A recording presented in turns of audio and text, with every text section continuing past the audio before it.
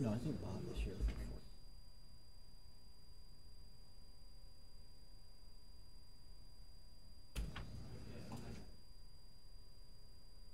Yes.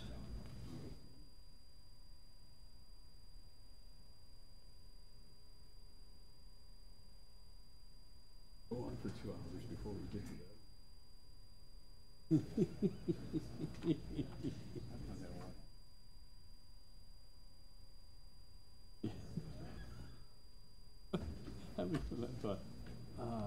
Point of order. Somebody, yeah.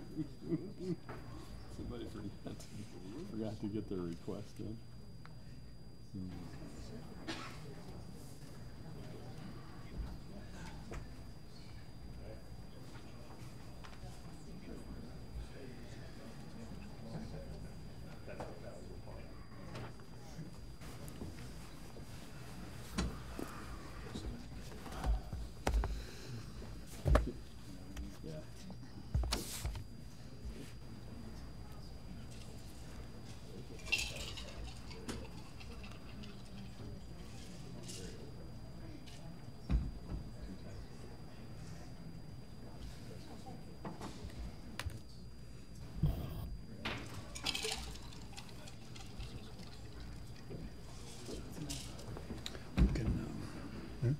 We can still do that.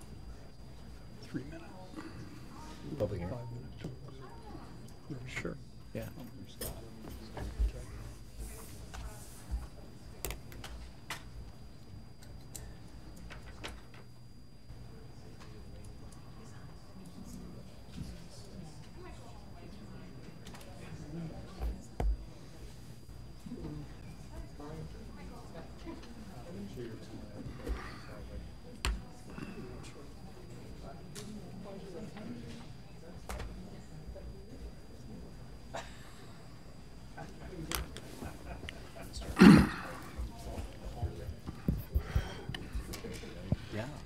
Yeah, it's kind of interesting, isn't it?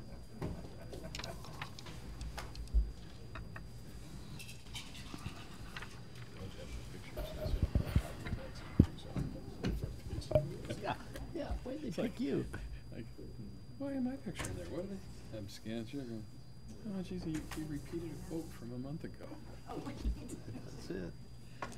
Your lucky day. Yeah, my lucky day. Yeah, I noticed that. Chuckle. Ready? Okay. Call to order a public hearing on a proposed property tax levy. Please call the roll. Roll. Good idea. Mayor Kus? Here. Mr. Fritzen? Here. Mr. McBride? Here. Mrs. Cummings? Here. Mrs. Lorenz? Here. Mr. Preston? Here. Mr. McCarthy? Here. Is there anyone here wishing to speak on the proposed property tax levy? And asking that question, I'd like to see a show of hands just so I can get a sense of who's speaking. Great, thank you. First person, come on up. I would ask you keep your comments to 3 minutes and under. Unless you're representing a group, we'll give you 5 minutes if you're representing a group. I saw at least 7 or 8 hands go up, so whoever would like to start first, step forward. And we do need your name and address for the record on the public hearing. Where do we go? The center one right there. All right. Actually, you don't need my address. State law doesn't require that. My name is Angela Scott. I just wanted to come before you today and talk about this tax increase, or all these tax increases that Normal likes to do and spend our money. What's so shameful about it is the lie that all of you, when you vote for this, because I'm sure that you will, are going to tell the citizens. You're going to blame it on the police officers, the people that go out and put their lives on the line and go into homes with domestic violence, who help the homeless, who do all the crap. You're going to say it's their pension plan. And that's a lie. The reason you need this tax increase is because you've indebted the town of Normal so badly that you can't even pay the interest. So if you're going to raise a tax, at least be honest about it. Next speaker. Don't be shy.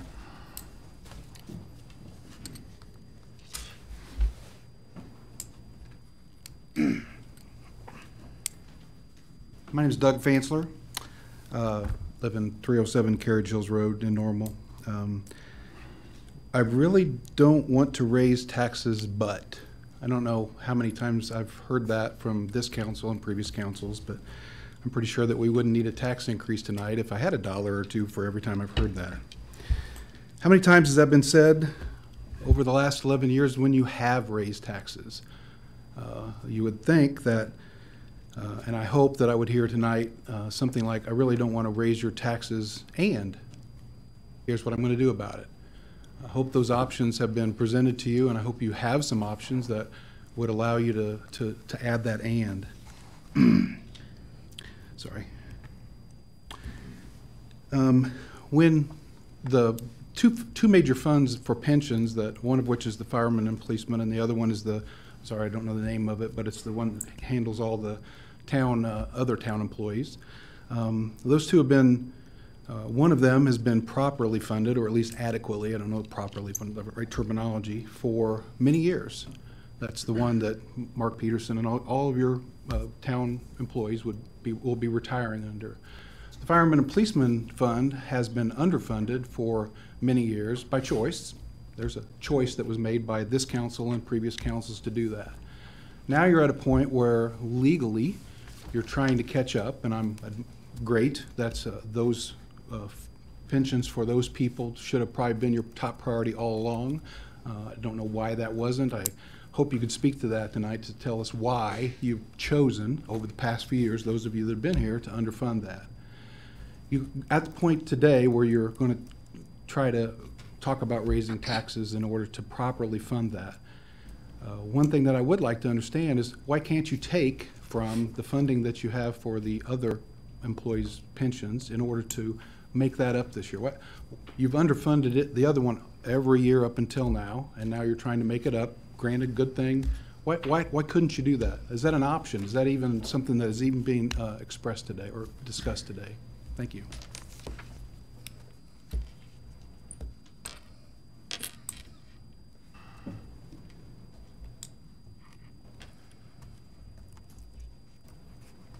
Ron Ulmer, 1114 North Linden, Normal, Illinois. Illinois leads the country in out-migration, and the state of Illinois has one of the highest overall tax rates and slow economic growth. McLean County historically has done much better financially during economic downturns and stagnation periods as compared to the rest of the state. While we fared better than many communities in Illinois during the Great Recession, our community is now experiencing slow economic growth. The cost of Normal's government is growing faster than its revenue. The town has taken 2 actions to bring revenue and costs in line for next year. One is offering several employees severance packages. The other is increasing property taxes. Unfortunately, higher taxes and possible service reductions due to fewer employees will tend to slow economic growth and further weaken the economy. I ask you tonight, what long-term solutions to the growing divergence between the revenue and expense stream is the council considering to avoid future tax increases and layoffs? What is the council's timetable to discuss prospective solutions and to enact them? I don't want to get to the same point next year and you say we have to raise property taxes again. Thank you.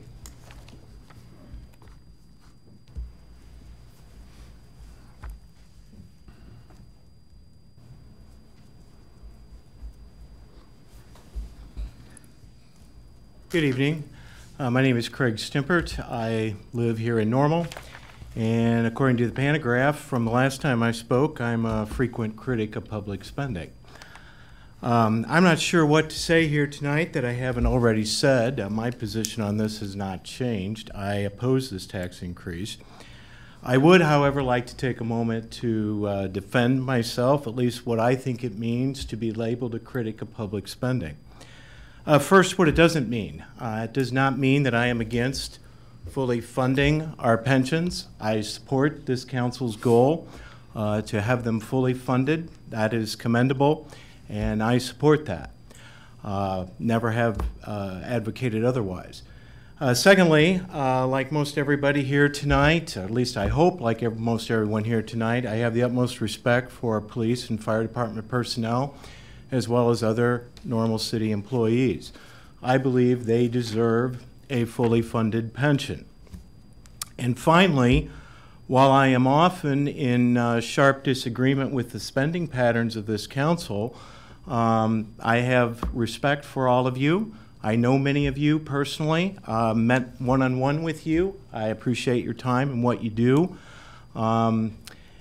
We just disagree on a lot of matters, and only free people can disagree.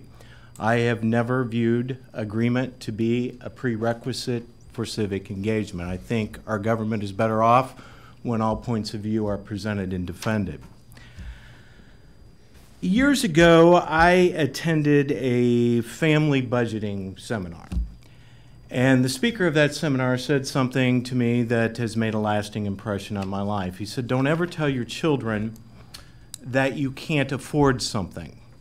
You need to get in the habit of telling your children that you choose not to spend your money that way." And the point that he was making is that we all have priorities. And those priorities determine what our spending patterns are going to be by and large. Paying taxes is a mandated priority in my family budget, and every year that takes up a greater percentage of my budget, I have no choice but to pay them.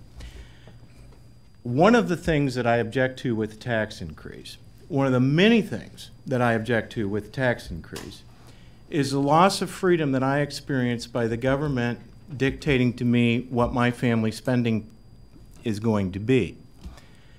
This council has raised property taxes 11 years in a row, and often it's presented by the seemingly insignificant amount of the increase. This year we're talking about, I've heard $44 for the average homeowner. This pantograph this morning says $50. And I believe that is somewhat misleading. Over the course of 11 years, a $50 annual increase is $550. And that's on top of what we are already paying. And I've made the case here in public comment before that Illinois residents pay the second highest property taxes in the nation. That $50 increase, or whatever it is, certainly does not apply to our commercial property owners, and many of them are employers here in town whose employees are not experiencing wage increases that are commensurate with the tax increases we've received this year. So tonight's action does nothing to alleviate these problems. It only further exacerbates them. As a critic of public spending, I'm often accused of micromanaging city budgets, being totally naive to how this process works, being narrow-minded, rigid. Those are fair accusations. But just please understand, many of the expenditures that I object to on this council on a bi-weekly basis are things that I believe fall far beyond the scope of what government was ever intended to be or do. And over time, those expenditures add up to a considerable amount of money that would more than adequately fund our pensions. It is not a matter of not being able to afford them. It is a matter of how you choose to spend our money. Now here's the inescapable reality tonight. Normal Illinois wage earners are bringing home less money at the end of 2017 than they did at the beginning of the year. That is because we are being asked to fund the highest income tax increase in the state's history. I didn't budget for that. It went into effect mid-year, and I'm paying it anyhow. So these are significant issues because we are being asked tonight by this council to pay more in taxes. I'm going to ask you to wrap it up. We've gone over 5 minutes now. I'm almost done. We're being asked to pay more taxes tonight with less money in our pocket to do it. That is not a formula for economic sustainable growth in our community. It's an economic disaster in the making. Thank you.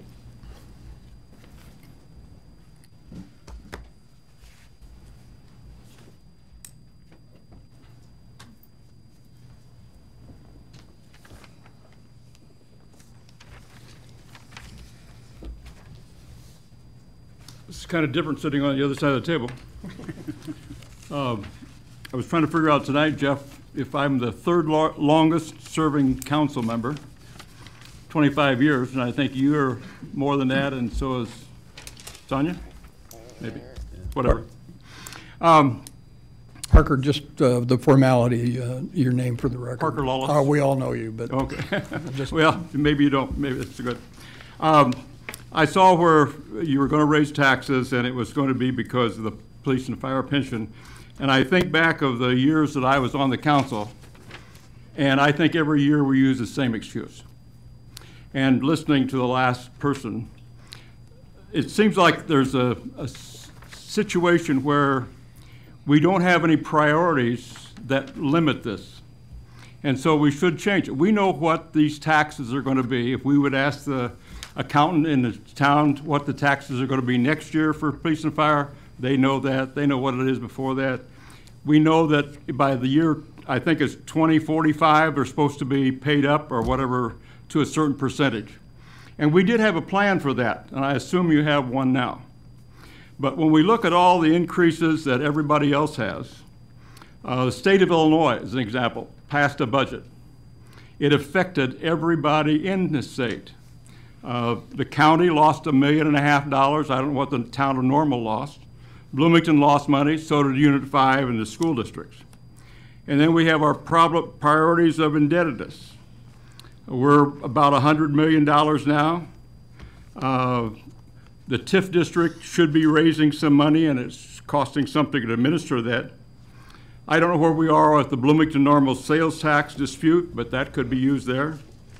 A couple of years ago, somebody said, why don't we have a new scoreboard at ISU? And I think the town put something in that, and I'd like to know what that amounted to. The underpass has been going on for some time, and I think we've hired 3 consultants. The last that I remember happened to be from New York City, and I don't know what they're doing with our underpass. Uptown projects, we've had the Marriott, right-hand building, and fortunately I was involved in that so that the town did not own and operate a hotel. The Hyatt building, we've lent them $5.1 million. Maybe we should go back to them and ask them for $1 million of that back. So instead of the citizens paying that, let the citizens not pay the tax and get the money back from the Marriott, or from the Hyatt. Since that time, we've had a number of other situations that have gone on. We had the Uptown Circle. Town gave them $2.5 million. We gave them the land for $1, so we had to buy it from somebody. We're going to rent out something to do with the second floor. We've been buying buildings all over town. Africano, we paid $500,000 or more for that building. The building next to him is something. I get a lot of comments about Route 66 station, how much money was spent on that. Portillo's, they talk about that. Now Dick's, we paid money to Heartland Commerce, Busey, the old church CVS site. Mitsubishi now is going to be coming back possibly with something else. We've hired lots of consultants all up and down the line. And today, in the last 3 or 4 months, we've had a real change in State Farm. Their employment trends have changed. McLean County government has laid off some people because of this. Airport is looking for a bigger tax base. Nursing homes could be losing their tax exempt status. College enrollments are down. I just heard something about the town was going to be asked to support something with Westland today. I thought it was on the radio. Do we have our priorities in order?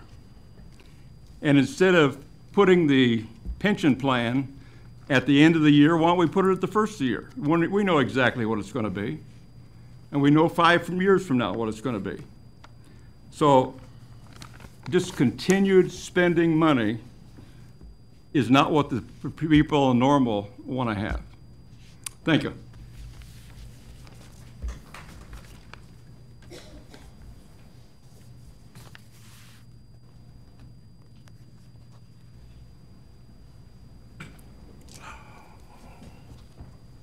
Good evening, Merry Christmas. My name is Brad Striegel. I live at 508 Ironwood. I'm a lifelong resident of Normal, but this is my first council meeting. It's my first time here, my first time speaking. I brought my 2 young sons with me this evening to see how this process works. I'm concerned about how taxpayer money is being spent. I have no doubt that the tax increase we're talking about here tonight will pass. So my comments are more for the record and for my fellow citizens who need to understand what's happening. In just a quick look back at the town's recent spending, some of the highlights that are of concern to me include in June when we paid $26,000 for a golf cart to take people from one end of the railroad station to the other. In July when we paid $420,000 on new office furniture, $229,000 to buy out a private citizen's mortgage on a Route 66 museum, the property taxes on that piece of property, and $150,000 for a new parking lot for that facility as well. In fiscal year 16, we spent $8.8 million on cultural and recreation spending, as opposed to $5 million on the streets and the roads. Maybe the clearest insight to me into how our taxpayer money is viewed is the September presentation in which you heard about our finances and a PowerPoint slide in that presentation that said there were no concerns about the town's spending, but significant concerns about the revenue. And I haven't even mentioned the tax and the fee increases either. And now we're being told that we don't have enough revenue to fund our legal obligations to our first responders, obligations which in my opinion should be priority for us. We need to fund these pensions, but more importantly, we need to re-examine our spending priorities. We need to find another way of keeping our promises to our first responders. Now, I've rarely, if ever, heard the council talk about spending cuts and decreasing our spending. And I hope that the conversations you're hearing tonight will start that conversation amongst you as well. And I challenge my fellow citizens to start paying attention and holding the council and our town leadership accountable to how our money is spent. Thank you.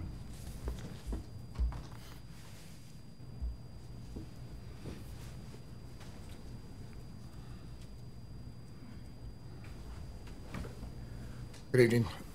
My name is Ed Neves. I'm here on behalf of the Bloomington Normal Association of Realtors. I'm the past president. John Armstrong, the president, is here with me. 3998 Renaissance Drive, Normal, Illinois is my residence.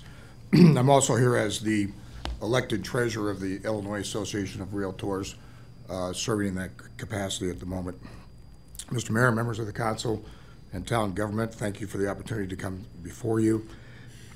This letter was already submitted to the mayor earlier, and I'm not going to read it verbatim. But basically, the Association of Realtors is a very, very strong advocate for property owners, property rights. That's we're a nonpartisan group. In fact, we call ourselves the Realtor Party. And our primary focus, our number one focus in Bloomington Normal, in the state of Illinois, and throughout the United States, is to protect property owners and property rights. And in this case, we've done market studies. We've done a tremendous amount. We put a tremendous amount of money into educational efforts with your constituents, which we will continue to do based on how the city governments operate. And it's always the houses. It's always the homeowners. Right now, property owners in the United States pay 85% of the income tax and 100% of the property tax. So that's why we're so concerned about what we're doing to homeowners and property owners. And there's been several good points made by the individuals here tonight. But as we say, many of our clients and people that you serve, your constituents, don't quite understand all the political realities, and they can be frustrated that we continue to live with what we see as unfair and unpredictable policies by local government authorities attacking home ownership and saying, let's just let the property owners pay for it. One gentleman earlier said that every year it's $60 here, $33 here. I mean, it's good math to say, hey, this is only going to cost $40 per 100,000 or whatever. But by the time you keep adding that up, it's always back. The first thing is, well, let's do the property owners. It's like, give it to Mikey, he'll eat it. Let's give it to the property owners. They'll pay it. It's in their real estate tax. At some point, it has to end, because right now we have 500 members here locally.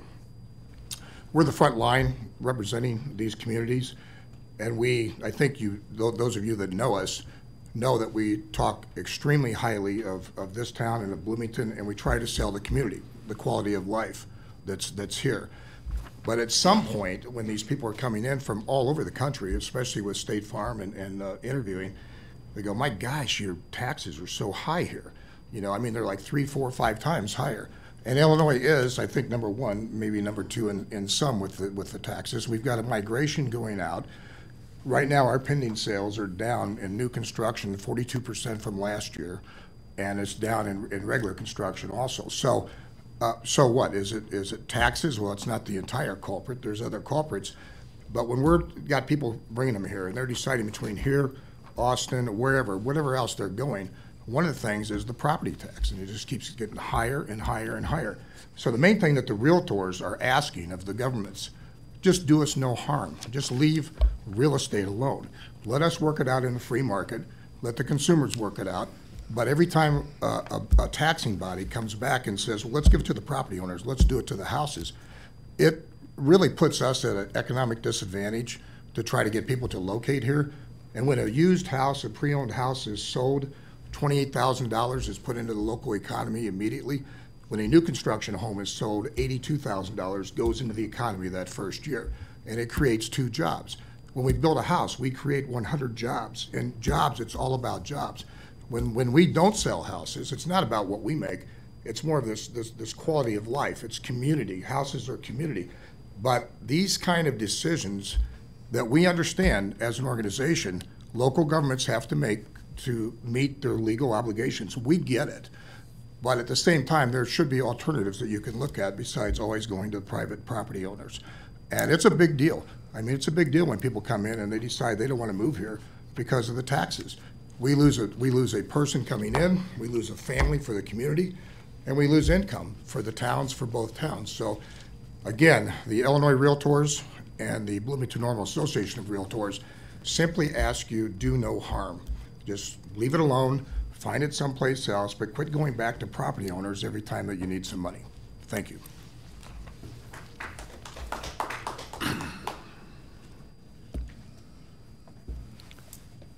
Is there anyone else wishing to speak on the property tax levy?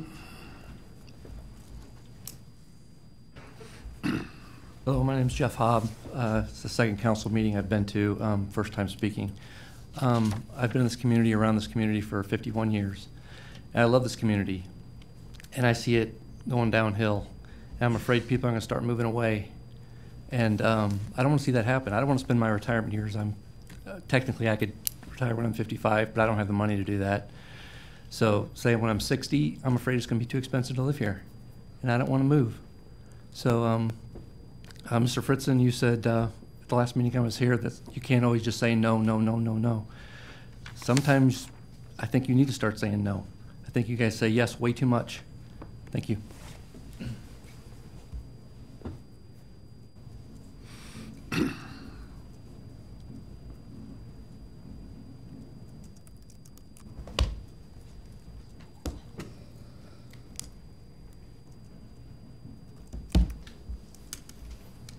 Good evening, everyone.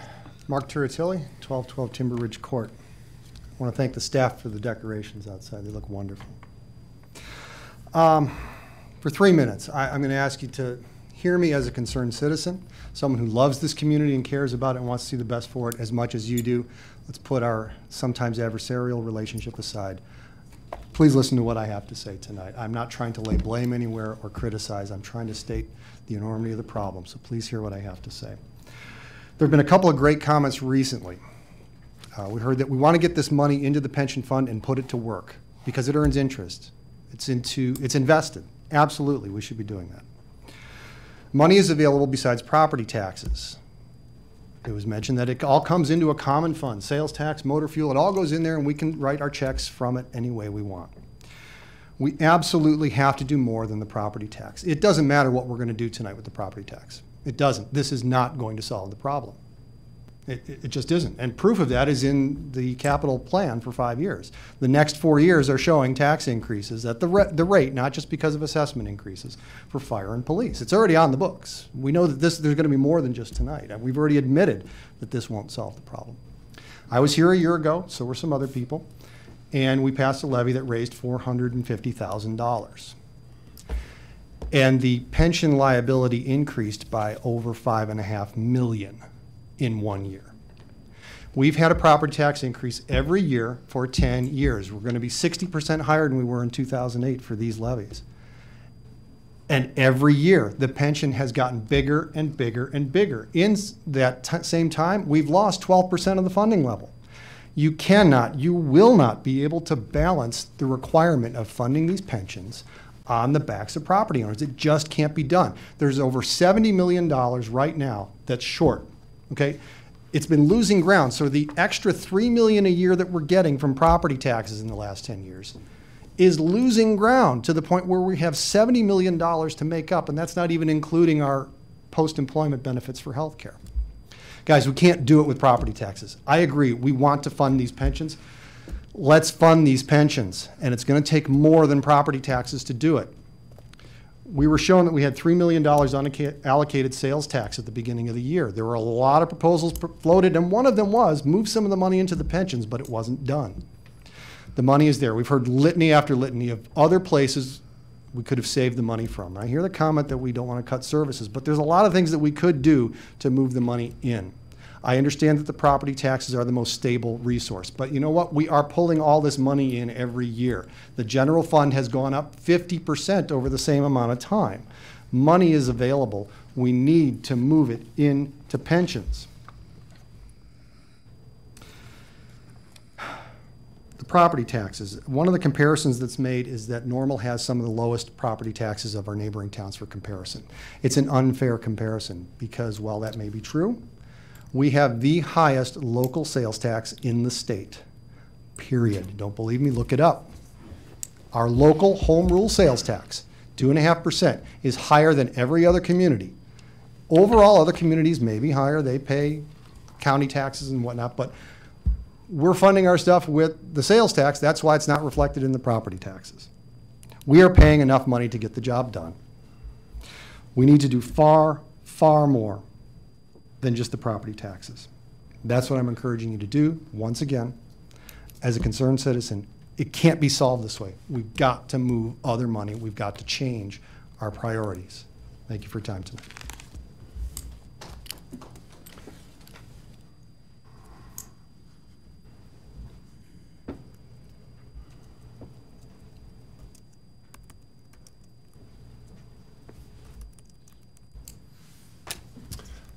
Good evening. Doug Sauer. I'm a relatively new resident of Normal, and I'm not going to talk about spending tonight. I reviewed the November 6th discussion of the tax levy, and the reason that it's required is because of the underfunding of the pensions and the rate of return that we've been receiving on the pensions. One thing stuck out in my mind, though, and that is I heard our city manager say that we've been averaging about a 5.5% rate of return on these pension funds over the last several years.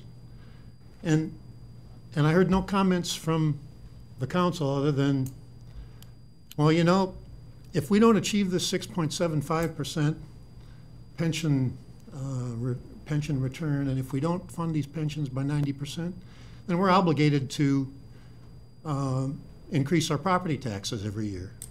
Well, that's just not true. Mr. Peterson, in an email to me, said that 5.5% return on these investments is really quite good, and that he wasn't really sure whether we could ever reach the 6.75% number that we've used for pension planning. This is not meant as criticism. My dad was a 30-year county employee in another state, had a guaranteed pension when he retired, and he had absolutely no knowledge of what kind of investment returns were in the marketplace, what you could achieve with a private investment portfolio. He invested in CDs and life insurance and government bonds. But certainly some of you have an investment portfolio out there that that you've looked at the S&P 500 over the last 5 years.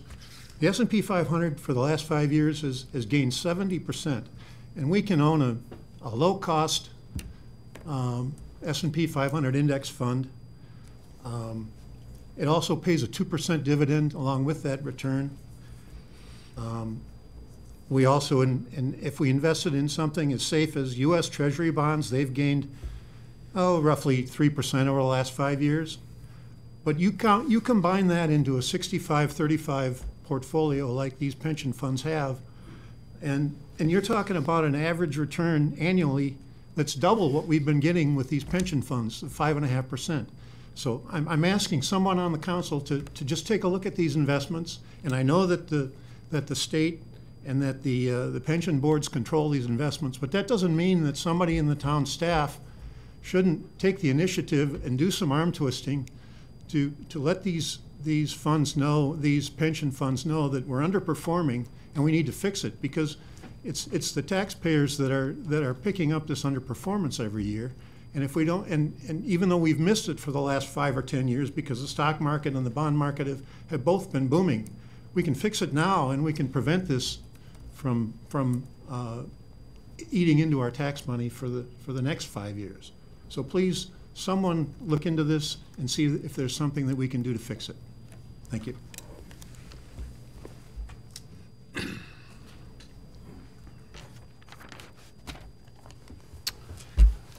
Third and final request, is anyone else here wishing to speak to the proposed property tax levy?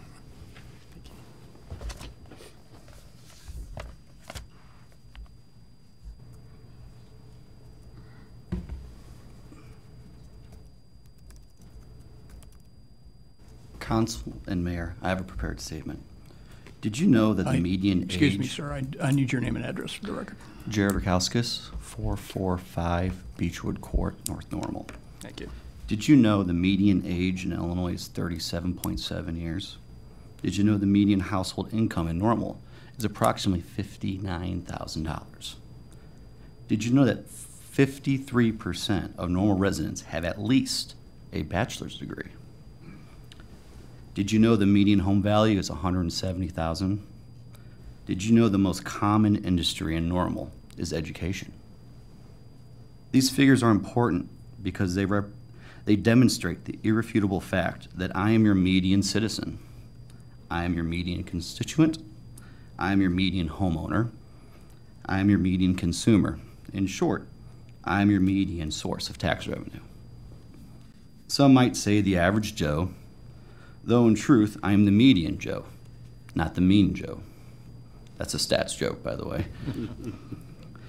In 2012, I purchased a HUD home in North Normal. My wife and I enjoy easy access to the Constitutional Trail, public library, parks, and even festivals in uptown Normal. With a property tax bill of $2,916, we made sure to utilize public services to maximize our quality of life. In just 5 years, our tax bill has gone from $2,916 to $3,794, a 30% increase. A 30% increase. Did I mention we live in a duplex? My family is also weathering an increase in sales tax, gas tax, water fees, and garbage fees. This does not include the increase in sales tax at the state level, and state fees, and state permits. In just 5 years, government is adversely affecting my quality of life. As a median citizen with increasing tax costs, I have been forced to say no to the Mediterranean platter at the coffee house, no to gifts from the garlic press, no to the occasional round of golf at Ironwood, no to coffee at Gloria Jean's with my wife, no to burritos as big as my head with my kids at La Bamba's, no to a family pool pass at Fairview in the summer. No to cold beers with buds at Distill. And of course, I've had to say no to the famous roast beef sandwich at Portillo's. These are sacrifices I'm making as a burden of the tax load. A tax increase vote of yes will undoubtedly require me to say no and further deteriorate a median citizen's quality of life. My quality of life will be less. I hope and pray that the council recognizes the increased tax burden they are placing on the median citizens, the median Joe, the average Joe, me.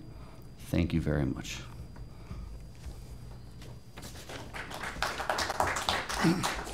I should have said this earlier. We don't encourage applause or shouting out in a public meeting or a public hearing, so please refrain from doing that.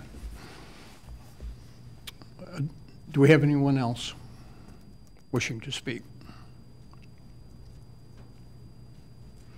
Motion for adjournment? So moved. Second. Please call the roll. Mr. Fritzen? Aye. Mr. McBride? Aye. Mrs. Cummings? Aye. Mrs. Lorenz? Aye. Mr. Preston? Aye. Mr. McCarthy? Aye. Mayor Kus? Aye. Public hearing is adjourned. We'll start our regular meeting in just a moment, but we have a photo opportunity for the first day of the Illinois Bicentennial Year celebration, and we need a photograph to send a birthday card to the state of Illinois. So if the council would go to the front.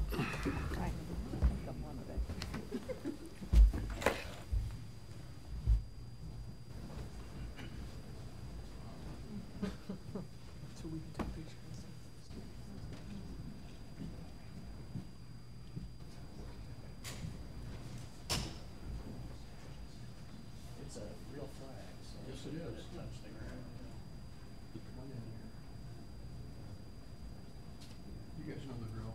You're tight.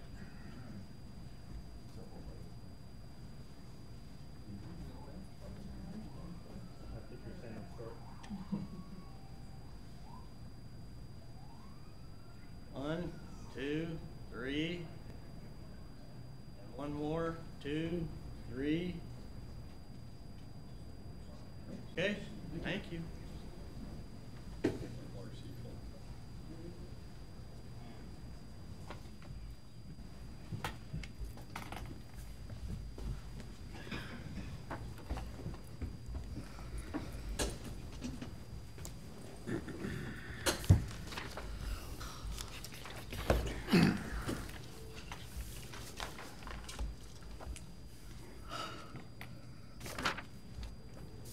Please, thank you.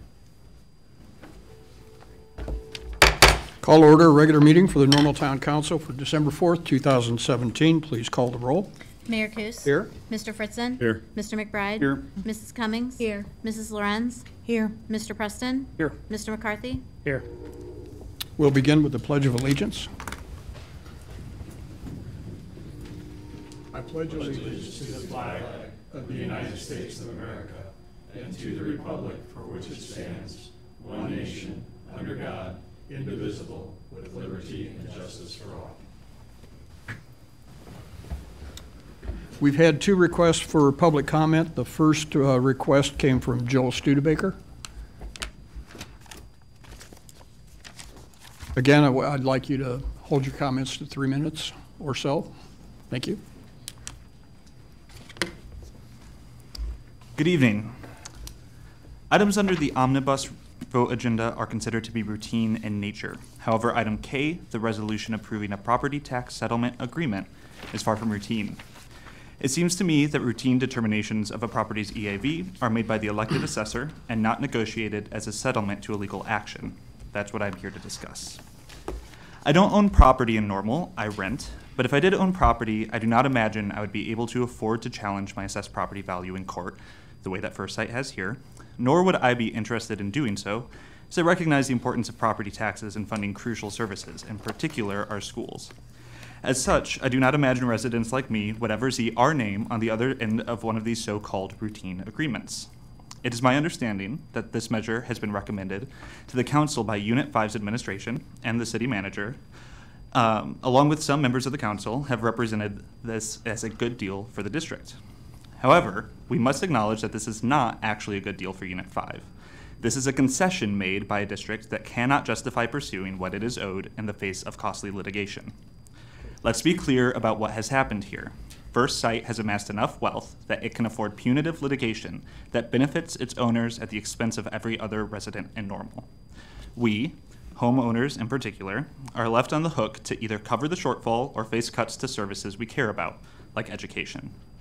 And I cannot imagine that First Sight will be the last company to pursue such an agreement by weaponizing aggressive litigation that our local governments cannot afford to counter. Young America, Sammy, and First Sight alone could do serious damage based on the amount of property that they own and their capacity to pursue such measures. Even worse, most small businesses, cash-strapped and debt-laden, do not have the capacity to pursue this manner of aggressive legal recourse, and so deals like this have a chilling effect on our local economy, potentially increasing the tax burden on small business owners and disincentivizing new businesses from entering the student housing market, where this unique agreement with First Sight would start them out at a competitive disadvantage.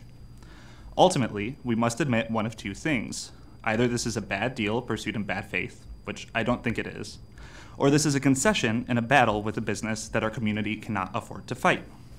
If the truth is the latter, that this is a bad deal to which we have no better alternative, then what comes next? If we cannot afford to win this battle, what other battles can we only afford to lose? Is this one deal, one time, a commitment many of our representatives made to a different kind of bad deal just weeks ago, or is this the new normal? And who is calling the shots, our elected assessor or Mr. Tenervin's lawyers? I encourage the members of the council to remove item K, the resolution approving a property tax settlement agreement, from the omnibus agenda. Instead, I hope you will consider this resolution only after discussing how our town is prepared to prevent a surge in agreements like this with other substantial property owners in Normal.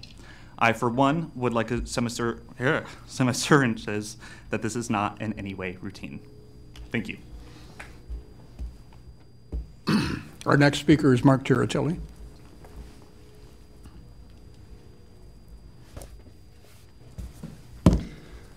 Once again, good evening. And sincerely, Mark Tiratelli, 1212 Timber Ridge Court. I do mean it. Thank you for your service. I know it's not easy to sit here and listen to comment after comment. I do mean it. Thank you. I'm here to speak tonight about the proposed sale of property on Fort Jesse Road. I'm opposed to it, at least at this price. We're selling it for $30,000. It's been assessed at $174,000. I don't see why we need to give up $145,000 of the town's interest, especially since in the contract of the sale, we're insisting that the builder pay prevailing wage. Okay, you know, we're protecting the interest of the workers. We also need to protect the interests of the taxpayers. The town has acquired this property, and it's an asset, and the money from this sale alone that we would lose is about 20% of the levy that we're proposing that we increase. Okay, when we talked about all the different priorities and the different ways we could get money, here's one of them right here. Okay, we could sell this at the value it's really worth. That money could go straight into the pensions. I would love to see that happen. I'm all in favor of this gentleman building his business there. I think that's great. We've been given no indication on the return, how many jobs he's planning to increase, if at all. It just talks about retention of jobs. And even so, I'm a little curious how this property came into being in the first place with the town. It says that it was originally under the Sudes Group, and it was given to the town in exchange for not having to build a sidewalk on Fort Jesse Road. I find that rather astonishing in light of the fact that we're trying to be a walkable, compact community. So that alone makes me scratch my head a little bit on this. So that's the gist of it. To me, this encapsulates in a nutshell the problem we're facing. We've got a huge problem in front of us with pensions. We really do. It's going to take more than property taxes. And yet we're not protecting the taxpayers' interests. They're coming last here. We're raising their taxes and we're giving away the property that the town has come into. Please, let's look for the market value on this property and on other properties. Let's move this money into the pensions and really fund those with the property taxes and with other resources. And let's shift the priorities in the coming years. It's going to take that to solve this problem. Thank you very much. We now move to the omnibus agenda. Items considered routine in nature and will be taken with one vote unless a council member would like to pull an item for discussion. I would like to be excused on voting on any bills I may have incurred in my duties as mayor. Ms. Cummings? I would like to pull item K, please. I'm sorry? Pull item K, please. Okay.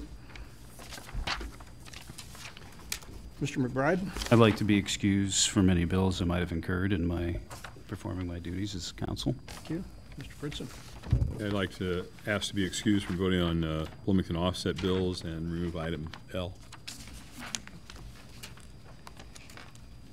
Mr. McCarthy? I'd like to be excused from voting on any expenses I may have incurred as councilman. Thank you. A motion for approval? So moved. Second. Items considered on the omnibus are approval of the minutes of the regular meeting of November 20th, 2017, and approval of town of Normal expenditures for payment as of November 29th, 2017. A motion to approve the 2018 town meeting calendar. A motion extending the diabetes disease management program for 1 year. A resolution requesting permission to close a portion of US Highway 51 for the annual JC's parade, which happened 2 days ago, but we missed a little bit on that one, and we have to go through the action post-mortem, if you will. Motion extending, a resolution authorizing the renewal of a joint agreement with the City of Bloomington and Ecology Action Center for an energy efficiency program. A motion to authorize an amendment to the fiscal year 2017-2018 Illinois Municipal Retirement Fund budget for the general fund. A resolution to accept bids and award a contract to Stark Excavating Incorporated in the amount of $59,799 for the Adelaide Street Sanitary Sewer Extension Project along West College Avenue. A resolution authorizing the city manager to accept a bid in the amount of $904,063.06 from Presidio Network Solutions Group for the purchase of network infrastructure. A resolution to conditionally approve a final plat for the Miller Storage subdivision. That's the items we've voted on. Item K is a resolution approving a property tax settlement agreement. Ms. Cummings? Yes, go ahead. I need a motion for approval. Oh. Mayor, do we need to vote? We need. Oh, I'm sorry. We should probably do wait that, a minute. shouldn't we? Please call the roll. Mr. Fritzen? Aye. Mr. McBride? Aye. Mrs. Cummings? Aye. Mrs. Lorenz? Aye. Mr. Preston? Aye. Mr. McCarthy? Aye. Mayor Kus? Aye. Now, item K. Ms. Cummings? So moved. Second. Ms. Cummings? Yes, so, first of all, is anyone available from Unit 5? Can you please come forward? I believe that Ms. Cummings, Mr. Richardson, Kirk Richardson, Assistant Superintendent, is here, and he's obviously coming forward. Yes, thank you. Thank you. Good evening. Good evening. Thank you for being here this evening. Thank you. I know that there have been comments, and so I just want to get some information out. And I'm going to share a little bit first, if you don't mind, Sure. and then let you chime in. This is an interesting situation. It's not the first, and I'm quite sure it won't be the last where we see something of similar nature. I've even asked, is there some way to mitigate this and be conscious in the future? And you never can be assured because, you know, an assessor makes an assessment. I even asked about the metrics, and we're really not privy to the type of metrics that an assessor uses to get a better handle on how we could mitigate in the future. What's been interesting is that, you know, the town of Normal and Unit 5 has begun to build a very close partnership and work together. So I do take this very personal and wanting to make sure that we serve in both best interests. When Unit 5 is being the biggest taxing body, when you talk about property taxes, and making the decision to go about a settlement, and doing the research and asking all the questions, this was not something done lightly, I understand.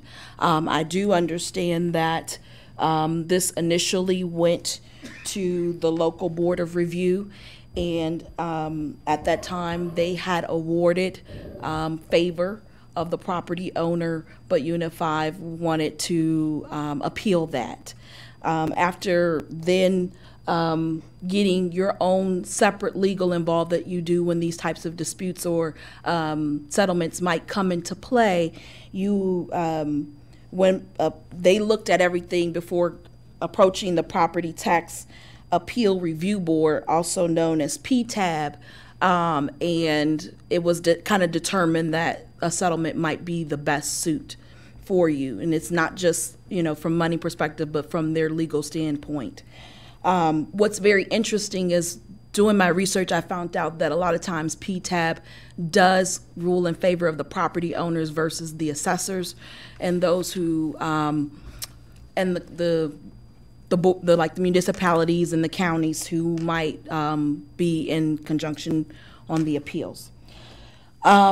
After continuously looking at all of this information and really going through and assessing that you all stepped up and said that this might be the best option, not just Unit 5, also Heartland, and you've asked some of your other taxing bodies to come along with you for this settlement. Understanding this isn't necessarily a complete loss, assessing at 50%, but settling for 20% increase. And this is not, it's one of those things where you have to make the determination, do you win the battle to only lose the war? Because in the long run, my understanding is if they appeal and say, for instance, Unit 5 wins, then they have the right to appeal every year going forward, which could cause some other issues down the line. From that, if I'm missing anything that stuck out to you as an administrator to really ask your other taxing bodies to come along with you in support of your decision on a settlement, please, can you share that with us tonight? Sure. This started in 2015. The township assessor had increased the assessed values on 57 properties, which they considered to be luxury student apartments, all-inclusive type apartments. And a dispute arose over that. And by the way, the property tax owner's attorney is also here tonight if you have any questions for her, Elizabeth Megley. But a dispute arose over the assessment. And so the property tax owners, as you're correct, they have the right. It's not through court, it's through the local board of review. When we get that colored sheet of paper in the fall, every fall that tells us the assessed value of our property, we have the right within 30 days to file a complaint with the board of review and have a hearing before an elected body or appointed body of 3 people on the board of review. Each side can present evidence, so it's a hearing, and then the board of review makes its best decision based upon that evidence as to what the assessment should be. Now, the assessor makes the initial assessment. The board of review always has the discretion to change that. For taxing bodies, if there is a proposed reduction in the assessed value of $100,000 or more, we get notice. And so we have the right under the property tax code to intervene. We choose to intervene, Unit 5 and Heartland Community College, every single year. Primarily as the 2 largest taxing bodies that receive from property taxes, we choose to do that every year in order to protect our property tax base. That's where the school district receives 60% of its funds from local property tax, and so it's very important to us to do that. So we don't go about this lightly. In 2015, several of the property tax owners for these student apartments filed their complaints. We intervened. They produced appraisals before the board of review, and the board of review adopted those appraised values over the assessor's recommendations. That caused a significant reduction in the assessed values for the school district and for the other taxing bodies. We felt we needed to determine what was an equitable assessed value, and so we went out and we hired an appraiser, an MAI appraiser, to to get our own appraisals. We wanted, again, to make sure that property tax base was being defended. So we got those appraisals back, and those appraisals were much higher than where the appraisals submitted by the property tax owners were. As with anything at a hearing, and there's another level to that, if either party is not satisfied at the Board of Review level, they can appeal it to the next level, which is the Property Tax Appeal Board. And there's a hearing conducted there, evidence presented there. As with any sort of quasi-judicial proceeding where evidence is presented, you don't know what the decision ultimately will be. I think you've said, Mrs. Cummings, that oftentimes PTAB will side with the property tax owner. I think that is the case as well. But we felt we had some very good evidence, and I know the property taxpayer thought that they had good evidence as well. So that was 2015. But you're correct. One of the things that's important to consider that we considered is that every year a property tax owner has the ability to file that complaint again. You get the assessment notice for 2015. You can file your complaint and challenge that before the Board of Review. If you aren't satisfied with the decision, you can appeal that up to PTAB. Same thing again for 2016. So every year is potentially a new case for every single property. So part of also what's a consideration for us is at PTAB, when they do make a decision, if that value, that assessed value is higher, that's favorable for the property tax, or the taxing bodies, because that means an increase in revenue and the taxpayer has to pay more in taxes. Conversely, if they were to find with that property taxpayer's appraisal and adopt that, that would mean that the taxing bodies would have to refund money.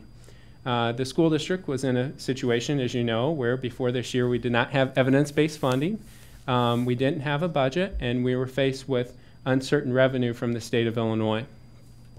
So that was another consideration for the school district.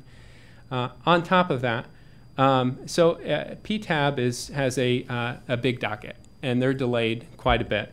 So it can take several years to get a decision back, which means that you could be budgeting for years down the road and all of a sudden get an adverse decision and then have to refund that money.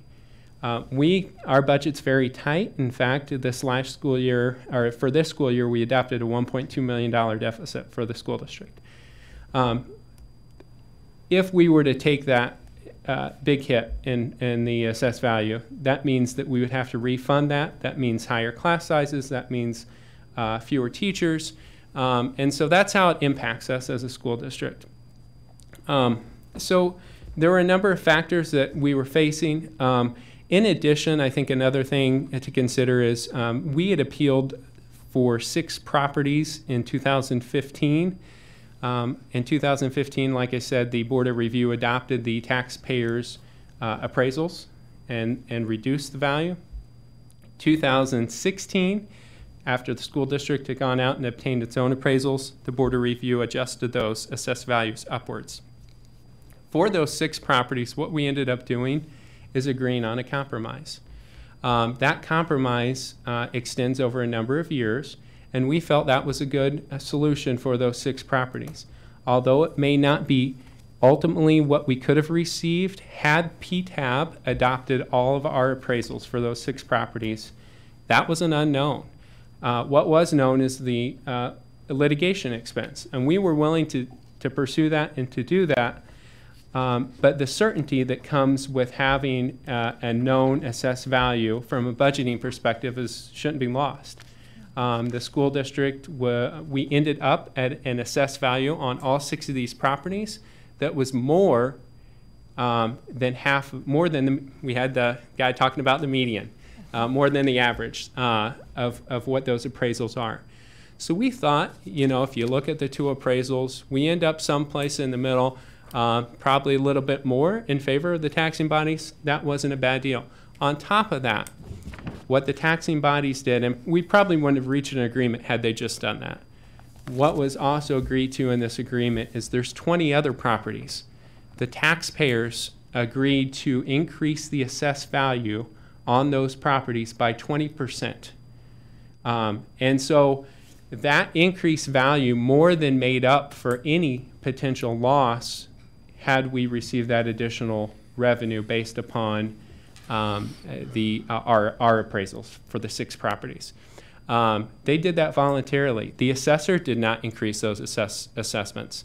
The property taxpayers increased those on 20 properties by 20%. So factoring all those things together, that's kind of where we ended up with agreeing to this. We feel, again, this is something we can live with. From both sides, it helps from our community, I think, for the taxpayers, understanding their perspective, trying to understand that. They need to know, what their rent should be. We're talking about student housing.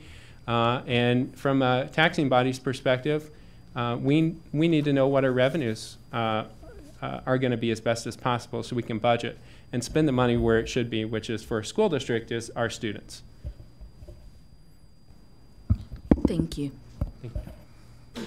Questions for Mr. Richardson? Comments? Well, first of all, thank you for being here, as if you don't have your own elected body to contend with. So we appreciate you coming before us tonight and being prepared to do so. There are also some conditions by which this agreement could be voided. Maybe talk a little bit about that. Yes, and I'm going to ask Ms. Megley if she can help me with this if I forget any of them. I believe if the square footage of any of the properties increases by 15% or conversely decreases by 15%, what that does is that removes the property from the agreement. It doesn't mean that the assessed value, it just removes that assessed value from the agreement. That means we all preserve our arguments. That was important for us. The assessor can still make their assessment. The school district or any other taxing body can still say it should be higher or the assessor's correct.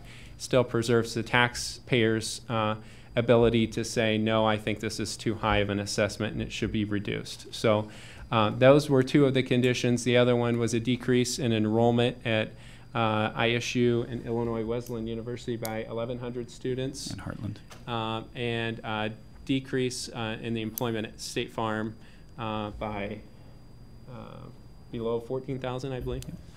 I think I got those numbers correct. You did well. I just and I probably could have read those out. I was looking more for some of the reasoning behind them, which you also provided. So, thank you for that. This is more a comment, and I've said this to others publicly, and I've talked to at least one of our colleagues with the Unit 5 board. You know, given the fact that the lion's share of the property tax here goes to Unit 5, and the fact that Unit 5 and Heartland made a decision to intervene. You know, I respect that, and the fact that you and Unit 5 seems to feel reasonably good about the outcome here. I think in the interest of intergovernmental cooperation, I think we should respect that, and therefore I'm inclined to approve this, despite the fact that we've heard some good points here tonight. And I would also, again, like to publicly thank you and everyone at Unit 5. As most of you know, I have 3 Unit 5 students currently. It continues to be a wonderful experience for them, so thank you. Thank you. Mr. McCarthy? Thanks for coming tonight and giving a little bit more of a full measure for us for our discussions. Certainly there's been a lot of rumor and social media posting about some of this, so it's nice to hear it straight from the horse's mouth, so to speak. I'm building off of what my counterpart, Mr. McBride, said. I'm inclined to take your lead as the lion's share and as a hopefully increasingly close working partner with Normal Town Council. So, but I happened to be at a recent business announcement where Dr. Daniels happened to be sitting on stage, and I don't know if you were in attendance. I was not. And where he spoke briefly about some of the abatements for properties and for property tax, and said these are always difficult decisions, but the end run, they're good for the community, and they will be good for the schools and our children in the end run. And I didn't have all the details that you just shared now, but now it comes a little bit more full to light of why this, in fact, appears to be, from everything you've told us, and I heard from Dr. Daniels, is to be good for Unit 5 in the long run. So thanks for coming. I appreciate it. Thank you. Ms. Lorenz. Hi, thanks for coming. I've got a couple of questions. One's kind of a particular one of something that you just said, and I wasn't sure if I understood it. The link between the properties, the 6 initial properties, and then the additional 20 or so. Tell me what that link is again. You made the compromise on the 6 that were disputed, and then how do the others play in? So the additional 20 properties, the taxpayers agreed to an increase of 20% in the assessed valuation over what the assessor had them at assess. Okay. So the assessor had not reassessed those properties in the initial group in the 57. Okay. They said, we understand the fact that the school district or other taxing bodies may be, by compromising on this, losing some potential revenue, so we'll agree to increase the assessed value on 20 other properties by 20%. Again, that was above Okay. the assessors. That's what I thought you said. Okay, then the other couple questions. One is, are you concerned at all about setting a precedent here, and if you could comment about that, because I'm sure you've already thought about, what precedent are we setting here? And secondly, how is it that we arrived at this gross increase in the first place? As I was reading through this, I thought to myself, well, yeah, if I was handed a 50% increase on my EAV, I'd be going through the process too. So do we have any understanding, and it may be just an academic question at this point, of how and why that occurred? Yes, I can kind of explain why the sudden increase in the EAV, and I'll try to summarize what I've heard from Mr. Cranston as best we could. And we worked very closely with their office, understand that they have a different role to play, but worked very closely in discussing a lot of this with Mr. Cranston's office as well. And so some of those increases actually were in the nature, I think, of 60 to 70%. And that was a one year increase in the assessed valuation. And that wasn't because it was a partially developed property and then was fully completed the next year. Part of the difficulty that Mr. Cranston said he had in assessing these properties were, first of all, they're kind of a unique group. They're luxury student apartments. They're all-inclusive, including utilities and certain amenities and things like that. And so there was some difficulty, I think, either through assessment or for the appraisers in appraising these properties, because you're trying to determine what is real property versus personal property, what is some of the value of some of the services that are provided for these places. So that was one of the pieces that was contentious here. But Mr. Cranston would tell you there's not a lot of sales of these properties. So in order for them to adjust the assessed valuation, you've got to say, okay, here's where my assessed value is, which is 1/3 of fair market value. Here's where all of my sales are, and I've got these properties in this group that are under assessed. So I need to increase those based upon what the sale prices are showing me. There's not a lot of sales of these types of properties because they're very profitable, and they don't sell. He had waited until he had a sufficient number of sales to be able to, what he thought was, to apply his methodology and then determine the assessment. But yes, you're correct, like 60-70% increase in 1 year. That's where I think the property taxpayers, and I'm not trying to argue their case, were saying, whoa, could we have phased this in over a period of time? So that's something important, I think, to maybe look at as well, is all of these, even in this group of 6, it's still a significant increase over where it was in 2014. Probably not in the nature of 60%, more in the nature of probably 25-30% for some of them. And then you've got throw in the additional 20% on the 20 other properties. So we felt like all in all, actually the school district is coming out ahead in revenue from this agreement. All right. And then the precedence question? Yes. Mm-hmm. The precedence. Oh, what precedence. Yeah. I guess I don't look at this as, maybe this is unique with some of the, like a group of how we settle this with the student apartments. But every year when we go before the Board of Review, again, we're faced with situations where we may have a dispute or disagreement over the assessed valuation, and the interveners, the assessor, the taxpayer typically get together and say, hey, can we agree on assessed value? In fact, the Board of Review, like any tribunal, encourages that. So does PTAB.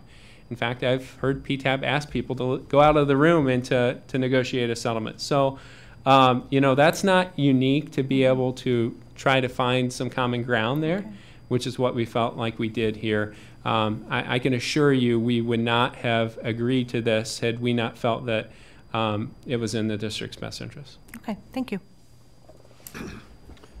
Further questions for Mr. Richardson? Thank you. I'd like to point out that Mr. Cranston is here for further questions. Thank you. Further discussion on this item? I just want to mention that I had invited Mr. Richardson to be here and suggest that hopefully you won't have to get up and talk. So I apologize, but I appreciate you here since Kurt and Unit 5 really was directly involved in this from day one as the intervening partners. And they kept the town apprised of what was going on, but really had firsthand information, so I do appreciate you being here, Kurt. I think it was very helpful to hear those specific information. Thank you. Thank you. Please call the roll. Mr. McBride? Aye. Mrs. Cummings? Aye.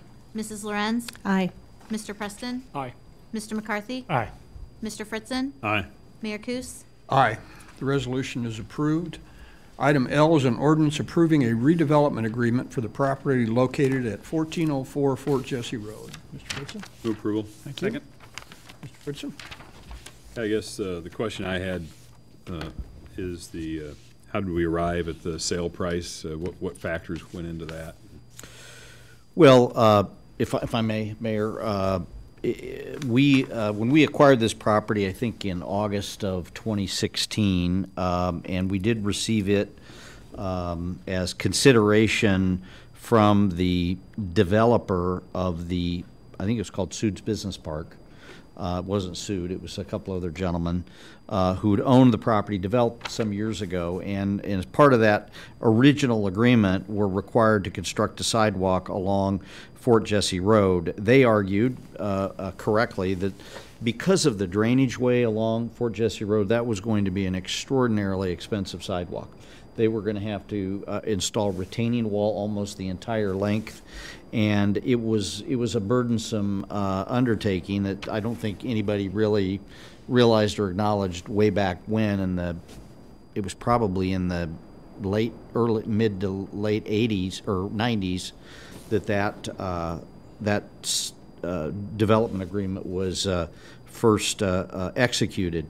And so as consideration for for our willingness to waive that requirement, and that came to all of you, you approved that, we accepted this piece of property with somewhat questionable value. We, shortly after acquiring it, listed it with a local commercial real estate agent who, if I used his name, you'd all know him, and he is well regarded and certainly understands commercial property values in the community, indicated that this was a difficult property, would be somewhat difficult property to market because of some issues. One was the need to extend some utilities to the site. The other was some of the surrounding properties that might limit its marketability. But I believe we agreed on an initial listing of $99,000, which was well below what would have been the indication of the fair market value from the assessor's office, but according to our broker would be the best possible outcome. We had that property on the market for well over a year, had absolutely no offers, no bites, no nibbles, no nothing. We eventually did have an individual who approached the agent and ultimately the town with an interest in acquiring the property. They made an offer. There were counter offers back and forth. This was not their original offer. We negotiated that and came up with the $30,000 price. And then, of course, we agreed as part of that negotiation to extend the water service to the property. And there was a commission that we owed the real estate broker. So it was really a negotiated price. Again, we had no offers. According to our real estate broker, he felt this was as good as we were going to do, and certainly it was in the town's best interest to get this property developed and get it into a productive use. We were mowing it, and we really didn't want to continue to do that. So we felt that this, and still feel this is a reasonable deal. We are getting some revenue out of it. Sure, we'd like more, but frankly, it's just not realistic. The market value on that piece of property is just not very high. But we think this is a good use and a good user. Will be a new development on that property, a new automobile related development. And for those reasons, we recommend that the council approve this this agreement, and we assume it will be executed fairly quickly, and we hope to see construction on that site very soon. Very good. Thank you. Probably worth noting as well that with a new building on that site, that it's going to generate significant property tax increases from the property that from a property that generated no revenue. Right. Correct. Further on this item? Please call the roll. Mrs. Cummings? Aye. Mrs. Lorenz? Aye. Mr. Preston? Aye. Mr. McCarthy? Aye. Mr. Fritzen? Aye. Mr. McBride? Aye. Mayor Kus? Aye. The ordinance is approved. That concludes our omnibus agenda tonight. We have two items of general orders. The first is the ordinance authorizing the 2017 property tax levy. Motion for approval, please. Move approval. Second. Second. Discussion or comments on this item? Ms. Cummings? Thank you. I want to first of all to say to all our residents, especially those who spoke up and voiced concerns tonight. It takes a great deal to get in front of a room full of people to share your heart, and it is greatly appreciated. And I am so glad that you are willing to put yourself out there and be a part of the full process. So thank you for that. I do want to share a little bit with you, if you don't mind. You know, no, you don't want to hear me say this, but I'm going to say it anyway. This is not easy. But it's kind of where we are, not just as a community by ourselves, siloed somewhere, but this is something many of us are facing.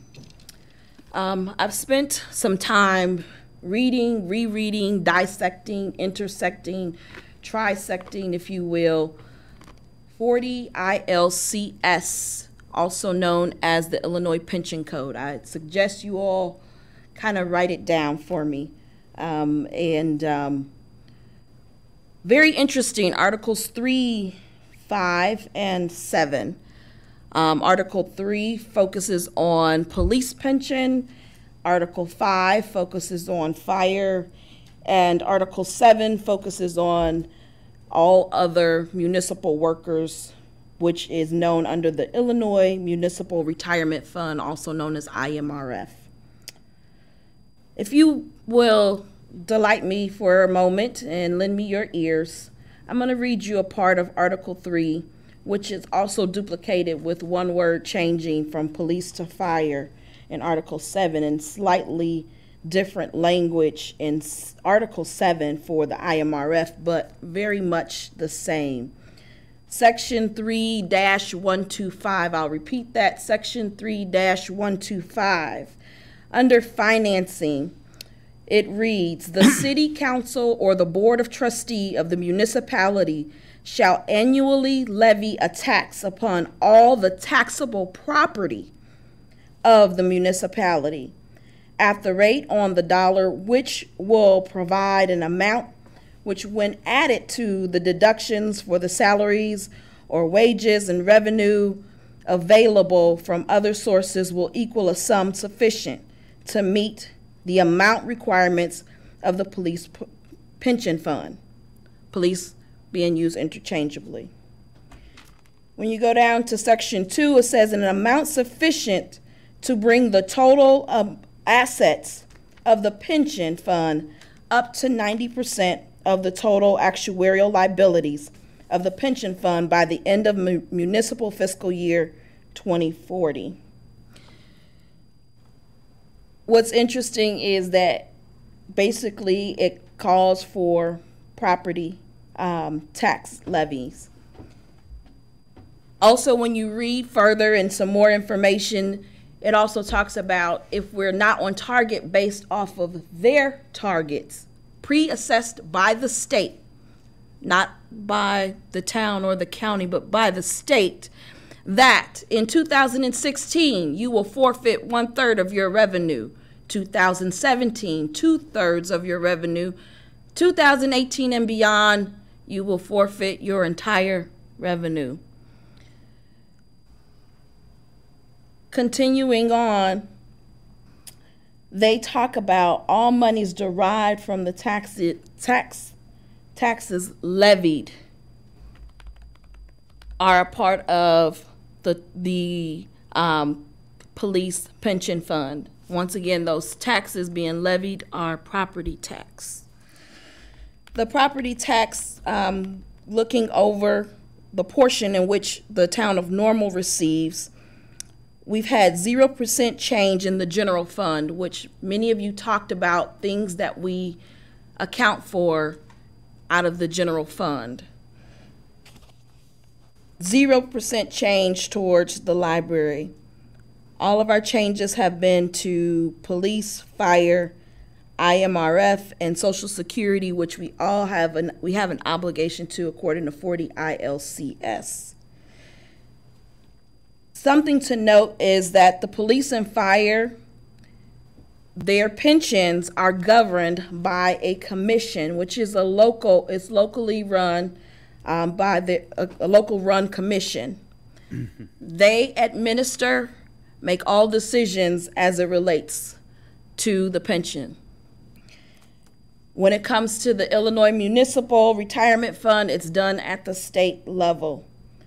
The only thing that the municipality is left to do is to take all the stuff that's in this pension code and find our best way to make it work for our communities.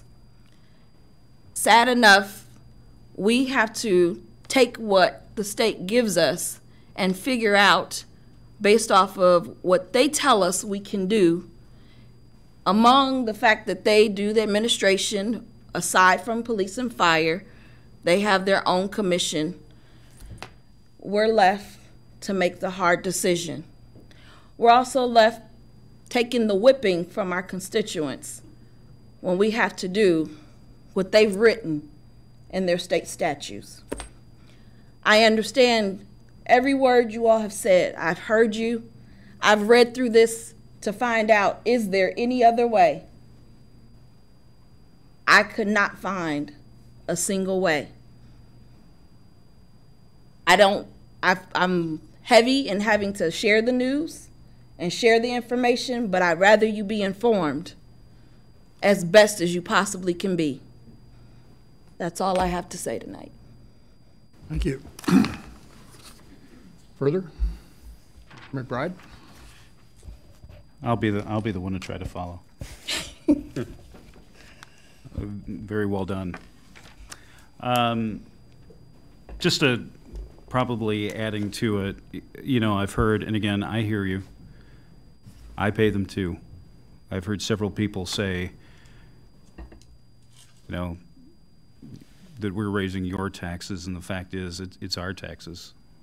We pay them too, and believe me, we're not happy about it. But we have to do what we have to do, and I think we're taking the responsible course.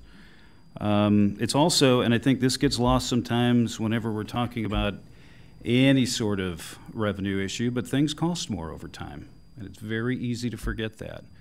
And again, my tax bill has gone up substantially over the years, but prices go up over the years. May not be a direct relation, I understand that, but things do increase in time or in price over time. The other thing is, and I've heard a lot and I understand it, one of our speakers in particular asked for a course of action and a timeline. You know, for those who want to see some things cut, the cuts are coming. We're about ready to enter a budget cycle. The budget cycle begins, we'll have a work session in January. Staff has been working on this for months. The cuts are coming. And they're coming because we have to do that too, and that's not a lot of fun either. And revenue is declining for a number of reasons. Internet sales are hurting our sales tax. We're not alone. That is a phenomenon being experienced all over the country.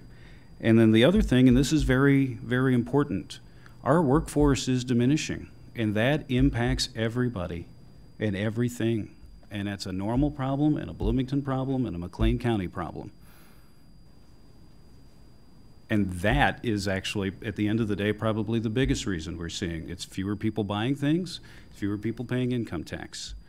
So the cuts and the reallocations that some ask for, they're coming. And I know that my colleagues and I have some tough decisions to make. And we will make them, and we will have a balanced budget, and we will attempt to balance in every way possible the revenue stream and maintaining the service that you've all come to expect. And I know that at least most of our speakers, if not all tonight, have gone out of their way over the years to express appreciation for the level of service that our staff provides. And we will continue to try to balance that. Thank you. Mr. Fritzen? Mr. McBride just made one of the points I was going to make, but I'll take my shot at it as well. But I wanted to say, too, that, you know, from the 11 people that spoke at the public hearing, I wrote some notes down from each of you, and some very pertinent things said, and some other ramblings, which I understand too, because you're not intimately involved with having to make decisions about these things, and so you gather a lot of information from a lot of different sources and a lot of different conversations, and kind of throw them all into the same pot, and I understand that. So, but what I heard was, you know, and I, not just from you, but, you know, in other conversations I have, that, you know, there's an unsettled populace in Bloomington Normal right now because of a lot of factors. One, obviously, our major employer, who keeps trying to tell us we're here, this is the mother hub, and we're going to maintain a certain level of employment, but I think there's still a bit of uncertainty about that among the general population. So I was hearing that tonight from the folks. I'm hearing tax weariness, and I understand that as well, and we all share that, I think, especially with the elongated nature of what goes on within the state of Illinois, which, you know, hopefully there's a resolution somewhere, but none of us see it just yet. But then there's cause to celebrate, because, you know, last year we had Rivian Automotive come in and say we're gonna buy the Mitsubishi plant, which, you know, was going to be an empty shell, undevelopable within a short period of time had somebody not done that. And so we need to not forget those things when we talk about being weary of these things.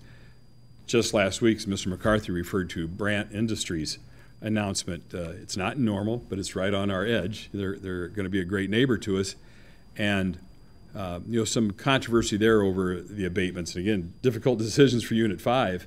But you know, the detail you shared tonight, and that you go through this every year, you know, to study these things and fight these things. And you work with you know, Mr. Cranston's office and other taxing bodies to address these things. And you know, that's work that goes unseen until there's a headline or a snippet on the radio, and people respond to that, and that's fine. That's typically how this works, you know. And some get elected, and some are administrators, and you deal with those things, and you listen to the input and deal with people when they express those things, and that's great. But let's not lose sight of you know, a major tax abatement agreement with Brandt Industries, but what is the value of 300 to 500 jobs? You know, it's not gonna, those aren't going to happen overnight, but the long-term value of those investments, you know, we're talking about employment being down within McLean County, but here's an opportunity for some of that to turn around. And here's people that are going to buy property. These are people that are going to shop here. These are people that are going to live here. Their kids are going to go to school here. And those are benefits. Those are blessings that others in this state are not experiencing. So in the last year, 2 major manufacturing investments in our community. And so we don't want to lose sight of that, in spite of our understandable weariness of taxes. Quality of life decisions that Mr. Rakowska shared. You know, those are things I hear repeated often, and I understand that. And Mr. Ulmer said, you know, that the only things he's heard so far are the buyouts of some employees and the property tax actions. Well, as Mr. McBride just said, the staff has been in working on the budget for 2018-19 for several months now, weeks, you know, and the word austere has been mentioned more than once in conversation. So there are more cuts coming. There are things coming, adjustments coming to the town budget, and some of that is, you know, when you are challenged, it's a good time to review everything and look at your A programs, your B programs, your C programs, decide which ones can we continue to support and fund at a high level. You know, our A programs, water, sewer, public works, public safety, those things, we have to maintain the funding for those things. And we've taken steps to those enterprise funds, water and sewer in particular, to provide for the ongoing maintenance of those systems and improvement of those systems. You know, so we've tried to put in place financial plans, long-term plans that have gradually produced the capital needed to make those improvements. So quality of life decisions are made to draw back by an individual. On the community side, we have to make similar quality of life decisions, and some of those things are coming maybe in some service level things and employment within the town, but also we've made those decisions that have cost money, you know, the water and the sewer and the like. So, you know, there's a lot that goes into all this, and the focus comes on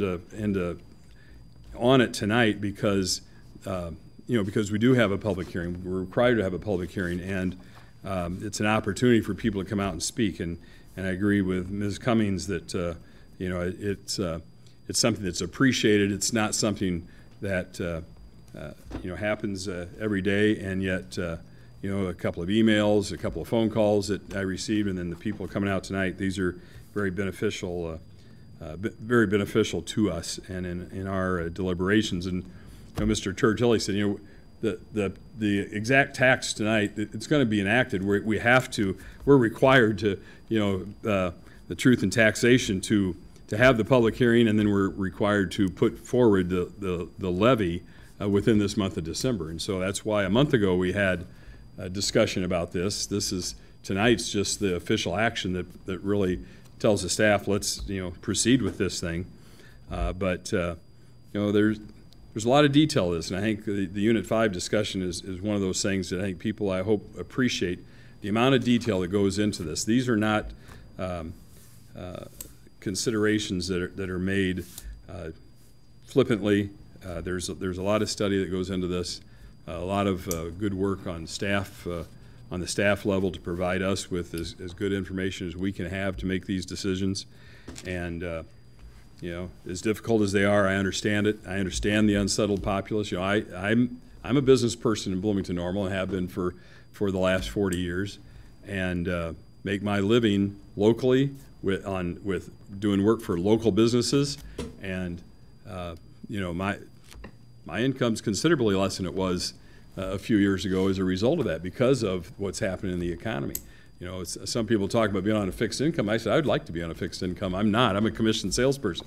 You know, so there's only so much you can do sometimes to impact that. But The gentleman also talked tonight about investment vehicles, and I know we talked about that back in November, that there are limitations on where the pension funds can be, how much of it can be put at risk in certain investment vehicles. So yes, 5.5% is probably a pretty good return based upon the limitations, restrictions we have.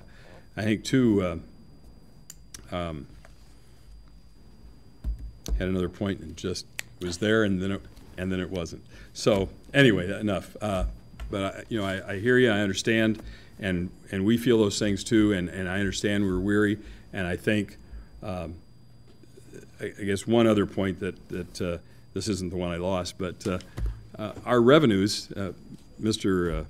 McBride mentioned, the internet sales impacting our sales tax revenue, but the state of Illinois decided, in their infinite wisdom, they imposed the higher income tax, but they also decided to hold back some of our funds, our sales tax funds, as a fee because they're processing our sales tax for us. That's not something, that's something they've been doing as just a matter of doing business for decades, and now it suddenly costs us money. So they are taking money from us. We've lost other revenue as well that a year ago was not in play. And so, the revenue challenges aren't, some of it are things that you can plan for and anticipate to some degree. Others are things that are imposed upon you, and a year ago weren't things that we consider. We did, I think the income tax pool as well has been reduced, and that's something we did anticipate, that at some point in time the state of Illinois is just going to say, we're not going to share the state income tax with the municipalities anymore, and so that's happened to some degree. So a lot of things have gone into this, and the other point I was going to make was, yes, we understand that this funding is not going to address the amount needed to get us to where we need to be. We're hoping that a year from now, perhaps the investments are rising a bit and are getting up to that 6.75 level. But instead of all in 1 year or over 2 years, dropping our expected revenue from our investments to what they really are or what we think they're going to be, we're trying to ease into that a little bit. But we could lower those projections another %, and this increase would be considerably higher. And none of us want to do that. We're hoping that the economy does turn a little bit and continues to grow, and our investments will make up some of that, more of that gap, and we won't have to fund it as much from property tax. So that's something we're hoping to experience in the next year. Thank you. Mr. McCarthy? I guess I want to start off by thanking everybody for coming out and sharing your feedback tonight, and for the most part a very respectful way, and we really appreciate that. It's probably tiring to hear that every time we take action, we take out our own checkbooks. So we feel what you're talking about to go along with what Mr. McBride and Mr. Fritzen said. And there's a lot we could be talking about around this subject. Some great points raised. Mr. Fritzen already touched on almost all of them. Invest more aggressively, put more money in. Why are we going to the property tax owner? I think we've heard some answers by that. The state of Illinois making rules was ably pointed out by Mrs. Cummings' recitation of some of the Illinois tax code, which is a snoozer in case you actually take her up on that. It's not a lot of fun, but if you really do want to read what it says, it's out there and available for you. I only read section 3. I didn't read 5 or 7. I couldn't stay awake. A couple of things I think bear a little bit of magnification maybe, and I might need some help from our finance director or from Mr. Peterson if you notice some glaring errors in what I'm about to say. First, I want to give a nod that although this is sounding very negative and very harmful to our community, there are some very bright spots going on. We had Brandt Industries come here from Canada, decide to set up their North America or their U.S. headquarters just north of our borders and our community. And whether it's in normal or out of normal doesn't really matter. It's going to help McLean County, and it's going to bring some more jobs. The president of the company in the press conference said, if you are looking for a job, go to brandt.com and find one. So it's not an empty promise. In the press conference, he's advertising to hire jobs. Declining jobs have lowered our tax revenues, decreased our housing starts. I think we've had this conversation in the past several years. If we trace a lot of these downward trends, they are to declining job opportunities in our community. That is a large problem. Companies like Brandt and hopefully Rivian will help, but we're replacing lost, not gaining new. I think the emphasis of the state on what it's doing, Governor Rauner was down here trying to help us out, trying to help out the state, giving some incentives to get business to locate here. I think there's a lot of work to do on the state portion to make that a reality so we don't continue to lose jobs and continue to lose revenues. Certainly taxes are a part of that. Again, as Ms. Cummings ably pointed out, we don't make the rules for the pension plans. I can't tell you, you've probably tired of hearing us say that. We don't make those rules. I hope everyone that spoke tonight against this, not against fire or police, I think we all agree we support our police and fire folks and all of our municipal employees. But that you should also be voicing your concerns to the Illinois General Assembly members, certainly our downstate reps or any reps that you know of and are willing to talk to about the rules that we have no choice but legally to figure out how to do something about. We don't get to set the rules, we just have to pay for them. So again, a call to action there. I do want to point out a little bit of the math though, because I think math matters. I think we heard some math tonight. I don't know where all of it came from.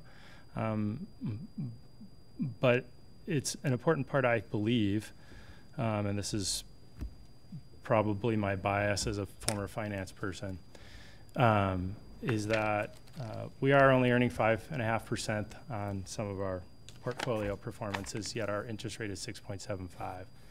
It was at 8. One of the points that was brought up that wasn't addressed yet is that we are intentionally underfunding our pensions, that past councils and maybe some of the people on this council have done that. I can tell you with 100% assuredly that I have not done that, and nobody I know on this council since I've been here is intentionally tried to do that. I think it's important when we hear things like that to make it clear our intentions. And so by dropping from an 8% inception rate down to a 6.75 over 2 years, if you do that math, that means that our percentage of funding level in those pension plans goes down. So by being responsible, which one person pointed out we should be about interest rate assumptions, if we do something about that, then we get accused of intentionally underfunding pensions.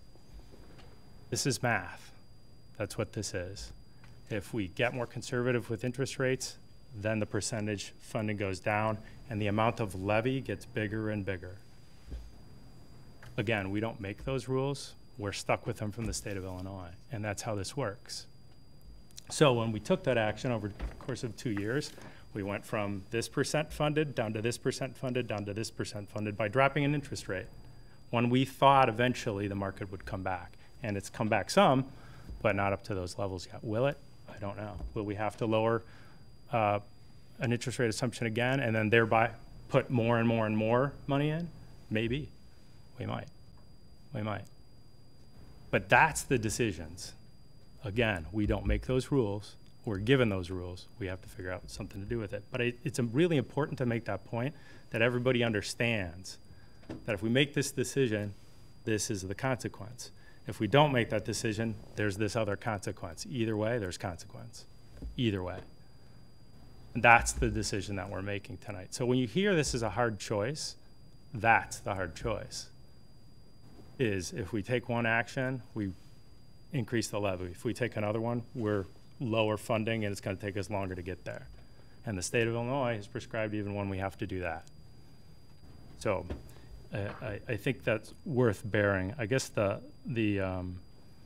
last point I want to make is, or talk to really rather, is the aggressive nature of funding. I know we're mandated by about certain levels of funding.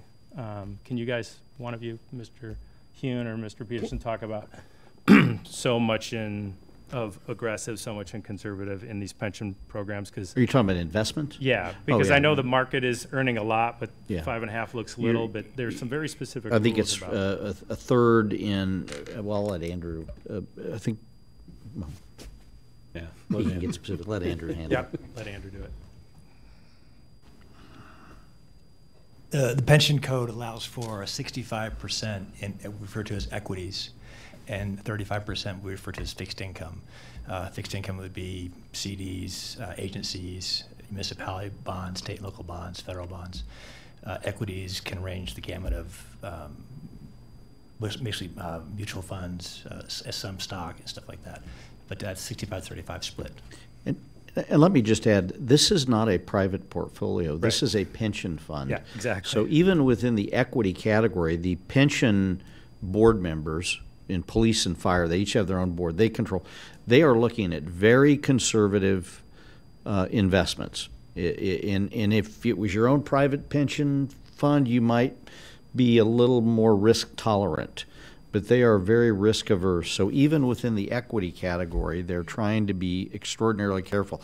And these are also, they engage professional managers. They just aren't, this isn't Andrew or one of the pension board members doing this, doing day trading on the side. They engage professional managers who are well-qualified investment managers to handle these, but they also give them very clear parameters about their level of risk, which is relatively low because they are pension funds.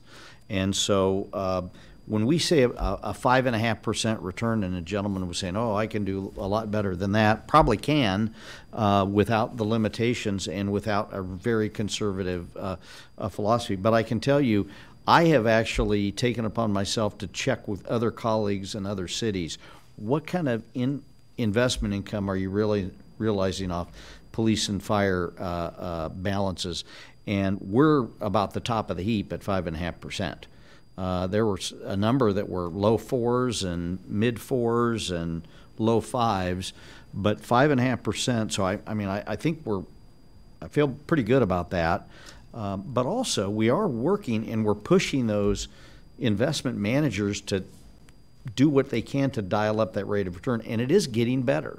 And we do anticipate that those returns will continue to improve, but it's going to take time. And but that is clearly one of the strategies. We've got to squeeze as much investment income out of those balances as we possibly can, and that will take some pressure off of the annual increase that we're required to impose or required to increase revenue to cover that we learn from our actuaries that do that annual analysis. I will share on top of Mark's comments there. We say 5.5. That's our best guess. Not a guess. That's our long-term expectation going forward from the actuaries and from our investment community. Mm-hmm. It's about we've been earning over the last 10 years in terms of actuarial analysis of our investments. It is looking better this last year because the stock market has been performing very well. So part of our 65% portfolio is performing very well. The rest of it is not performing well. We're hesitant to necessarily say, well, we've solved the problem. The stock market's 17% up this year. That doesn't mean we're all of a sudden out of our long-term funding obligation, our long-term need to keep the money in a very fiduciary fashion with that portfolio. So we are working towards it, and we are going to do better this year. But I'm not going to say right now that we haven't got to worry about it anymore, because we still do. We have a long, long road to go. So we're performing well in some, but we can't be risky and lose money on BlackBerry stock like I did in our pension portfolio plans. By way of example. Or maybe make a little on Apple. But exactly. Generally, we're pretty conservative to that point. Exactly. Yeah. Thank you for that. Can I add something on that? Just sure. in that discussion, not to take the No, floor no, from go you, for it. but I would point out too that people should reflect back to 2000 and 2007, especially 2000, when the California pension system took an incredible hit because their portfolio was aggressive. Aggressively. And that happened all over the country. There were pension funds that were aggressive in the market and were hit pretty hard when the market failed. So that's why we take the conservative approach. Mr. McCarthy. A couple final points. I'm sure to some of you this is uninteresting, this math discussion, but it does matter. These are how we make these decisions, by analyzing these rules and what's going on with the math. A couple of things. I just wanted to highlight a statement made that we've had a 0% increase in general fund tax revenue from property tax. So we have levied no property tax increase for the general fund in 12 years, I believe. Okay, that gets missed, doesn't get talked about much, but a 0% increase in 12 years. The last part, a number of you have talked about tax cuts. I just wanted as a reminder, the reason why you haven't heard much about that, although my colleagues have mentioned that it's coming, is that the town of Normal, if you recall, does a three-phase budgeting. We consider property tax, we do the capital investment plan, and then we do the actual budget, and we wrap it all in eventually. So we do it in phases, so it's bite-sized chunks. But the cut discussion, that's why you haven't heard that yet. It's phase 3, and it's coming. It's been going on at the department level, and it's coming to us in January to talk about publicly. That's it. Thank you very much. Ms. Lorenz? Yeah, thank you. And I've got a couple of questions that I kind of want to circle back around to based on the comments that we heard earlier. But first, I want to give a shout out to the average Joe. I think that's been probably one of the more clever comments that I know I've heard, and I appreciate the time and creativity that you took in putting that together, because you know, it's really good to put it in terms like that. I happen to be married to a guy named Joe, who thinks he's probably an average Joe too. But anyway, I want to say this first, and then I'll follow with some questions that I'll ask staff to respond to. You know, one of our speakers tonight said he doesn't want us to hear. He doesn't want us to say, you know, oh, I don't want to raise taxes, but. But that's a reality, the but part at least. But I'm going to go so far as to say this. None of us up here want to raise our taxes, my taxes. You know, earlier today, I had the conversation with my husband, you know, the proverbial kitchen table conversation, and I said, okay, what's this going to mean to us? And we put out a dollar limit or dollar amount that we thought it was going to be, and what's that going to mean? And, you know, so many more dollars are going out of our pockets. And so I think what we are saying up here, if I could paraphrase, is that we don't want to raise our taxes. I don't want to raise my taxes. And so, given the constraints we have, which the problem is more than just McLean County or Bloomington and Normal, we're talking about a state level funding structure of our schools that's very dependent on property taxes. So the biggest chunk, 60% of the property taxes, goes to spending for our education, our kids' education. And so there's just a lot more downward pressure on that. And so you can go to other states where perhaps the property taxes aren't so arduous, but their funding structures of things like schools are very different. And so, you know, it's kind of looking at an elephant. I think we're just looking at one side or one piece of the elephant right now. And there's a lot of moving parts to this that this body doesn't have a lot of control over. We've already spoken to the, you know, know that you are being heard, and that's the wonderful part of this process. Here's my questions, because I want to make sure that we operate off of fact, and a lot of what was said out here, you know, I was feverishly trying to take notes, and I want to make sure that we don't get mired down in some fiction unintentionally. So I'm going to rattle out a couple of questions and maybe answer them either one by one or collectively, however you think best. What are the alternatives to the property owners, I think was the question maybe from our realtor group. Are there any alternatives? That's one question. What are we doing to fix it? Is there anything really this body can do to fix it, or is that part of that larger elephant I talked about earlier? So what are the alternatives? I think that question was actually asked a couple of weeks ago when we discussed this, and Mr. Peterson was able to address that. And then lastly would be to the notion that one or more of the speakers said about the money is there, we just need to put it to pension. If you could respond to the accuracy of a statement such as that. Let me try to take your questions first to last. Okay. Are there alternatives? Well, let me start by saying what is not an alternative. Mm-hmm. What is not an alternative is to not fund. You see the $783,694 at the bottom, page 7.1. What is not an alternative is to ignore that. Right. You have to statutorily, and Ms. Cummings pointed out very clearly, by failing to do that, you open yourselves up to some significant penalties. Right. And not to mention the fact that you've got even a bigger problem next year. So it is not an alternative to say we're simply not going to do that. And there are cities that have done it. Mm-hmm. And that's not a good strategy. And I don't think anybody in this room is suggesting that, but I just want to make it clear. So of those 6 levy categories listed on the bottom of that page, there are 2 that you control. Mm-hmm. And the 2 that you control are the top one, general fund operations and library operations. And those 2, if you look at the change, those 2 are 0. Mm-hmm. The other 4 you do not control. Mm-hmm. And we have, by statute, have to engage an actuary each year to perform an analysis of our pension funds. And they provide a recommendation that we are bound to accept that will essentially is in order for you to maintain your pension policy, which remember is to be 100% funded by the year 2040. Statute requires 90% funding. You have said we'd like to be 100%. So in order to do that, you have to fund these at a minimum. You can do more, but this is the minimum.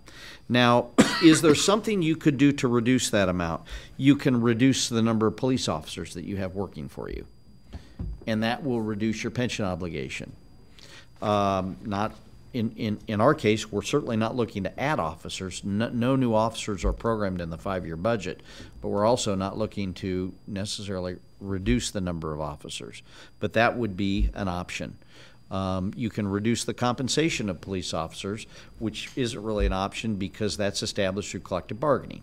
And we can't, by vote majority of the council, you just can't say we're going to cut police officer salaries by 10%. I'm not sure you would want to do that anyway. It assumes that the state General Assembly does not impose new pension benefits, which happened over the years quite regularly when organized police and fire groups would go to the General Assembly and seek pension sweeteners, if you will, and the General Assembly routinely granted those and didn't have to fund them. That came back to all of you to fund. Now, I will give the General Assembly credit. They have, I think, been much more judicious. There are still pension sweeteners requested every year, but the General Assembly's been much more careful and judicious in analyzing those and looking at those. I think there's a much greater awareness that this is a burden on the local level. They certainly have their own pension issues to deal with in Springfield. And so that I feel fairly comfortable. In fact, they've done some things in recent years actually to help with the Tier 2 benefit changes, which years down the line will help us.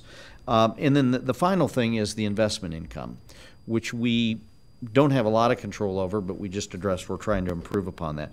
But beyond those factors, that $783,000 is something you have to do.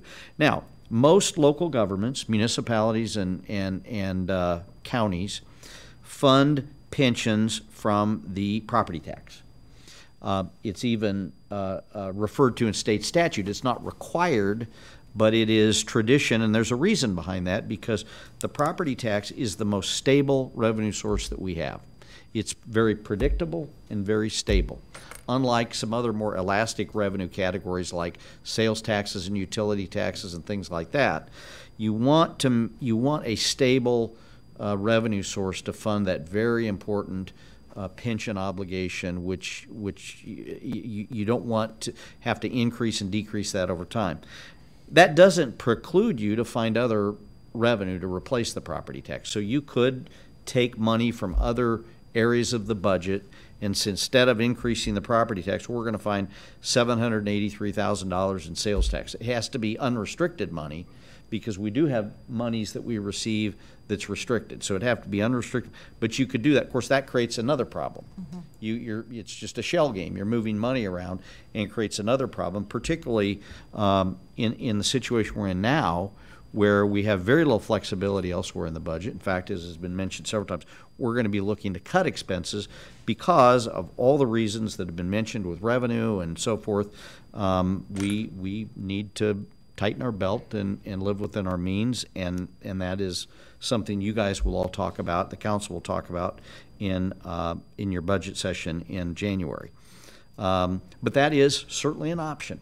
We're not going to increase the property tax. Now, you've got the same problem next year potentially, because as somebody said, this problem is not going to go away. Hopefully it will get better. Hopefully, if we don't have pension benefit enhancements and we aren't looking to hire additional police officers in the foreseeable future, and if we can bump our investment income a little bit, that will lessen the burden, but it's still going to be there. And it's something that it's not just you all, it's every community in the state is dealing with this problem. You're not alone, and that makes it feel a little bit better. So there are some alternatives for how you fund that $783,000. Unfortunately, not a lot of good ones. Okay. Your second question was? The accuracy of the money is there. Maybe you've kind of already answered it. The accuracy that the money is there. You can move money around. You can take it from one pot and put it somewhere else, but you got to fill that other pot, and it creates another problem. But it theoretically can be done. It's not like we're sitting on a bunch of money that we're not using. We do have reserve funds that we need to maintain as a prudent financial management strategy, but we don't have other idle funds sitting around that we could easily drop in there. I think you all would agree you would do that as opposed to raising the property tax. Okay, thank you. And I guess, the closing comment I would make, and I think we've touched on it a little bit here, is that, or closing comment for myself at least, is that it's a delicate balance of keeping our community vibrant, and by that I mean, investing in our community through economic development, through things like the piece of property, although it's a small version of economic development. Nonetheless, it's taking a small business owner, he's moving his business to Fort Jesse Road, he's putting some investment in there. That's going to make that a higher performing piece of property, to things that are more grand, like the Brant industry and like Rivian. There's this ongoing pressure to continue to make our community vibrant, and that's going to take investment. At the same time, we have to be very conscious and aware of the constraints that we're within. And by, and I'm making the visual here of a tight box that we are in. We don't have a lot of options, and I think that's what I hear you say. So I appreciate those answers, and I appreciate the commenters tonight. So thank you. Mr. Preston. Thanks, Mayor. I want to go back and kind of reiterate a common theme that all of my colleagues up here have expressed in my own way. To the 11 of you who came and spoke tonight at the beginning of our meeting, who left home, left the last probably 60-degree day we will have for some time, to come out and voice your concern First of all, thank you. I was taking, I have a full page, and my text kept getting smaller and smaller as I got down so I could continue writing. But Angela, Doug, Ron, Craig, Parker, Brad, Ed, Jeff, Mark, Doug, and Jared, median Jared. Thank you guys for coming and saying what you did. You are, the way you feel and the passion in which you feel it, you are not alone. I think that there is a significant amount of people, not only in Normal, but in this community, and in Normal, that feel similarly to how you do.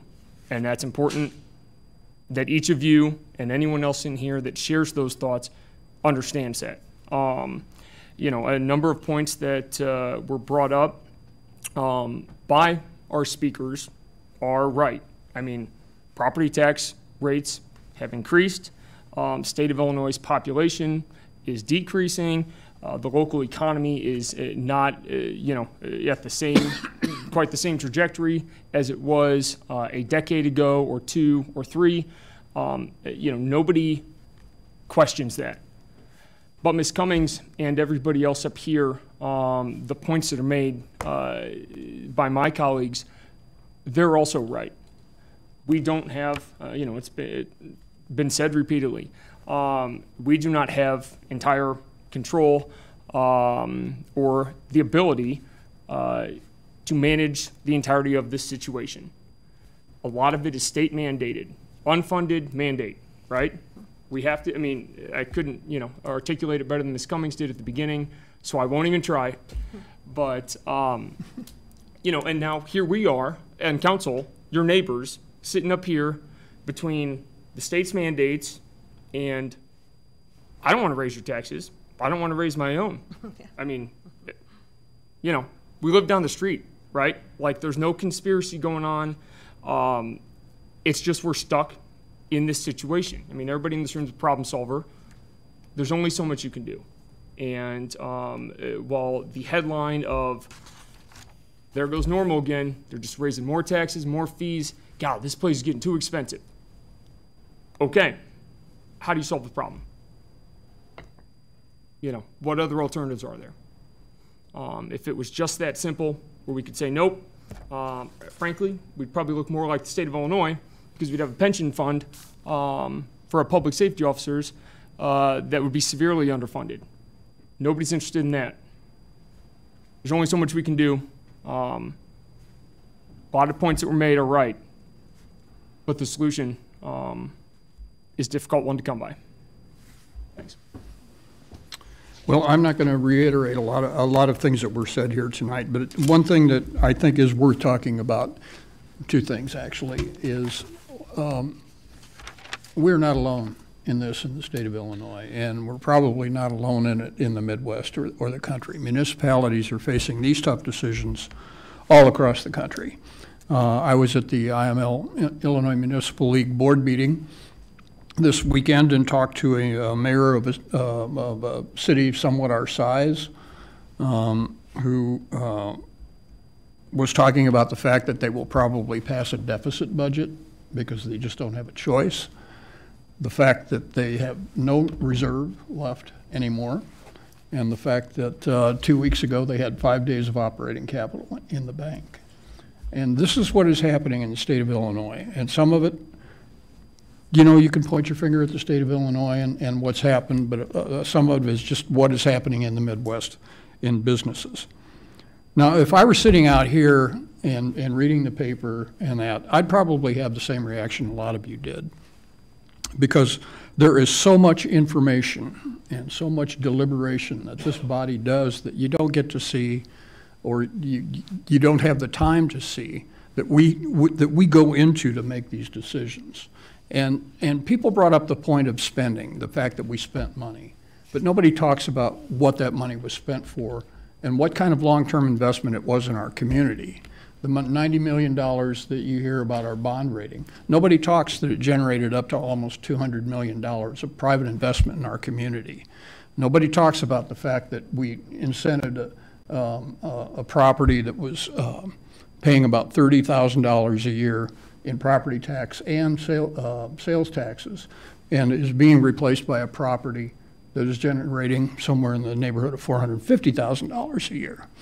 And I have learned in my job here, as well as in my own business, that you have to take a long-term approach on your spending and your investment.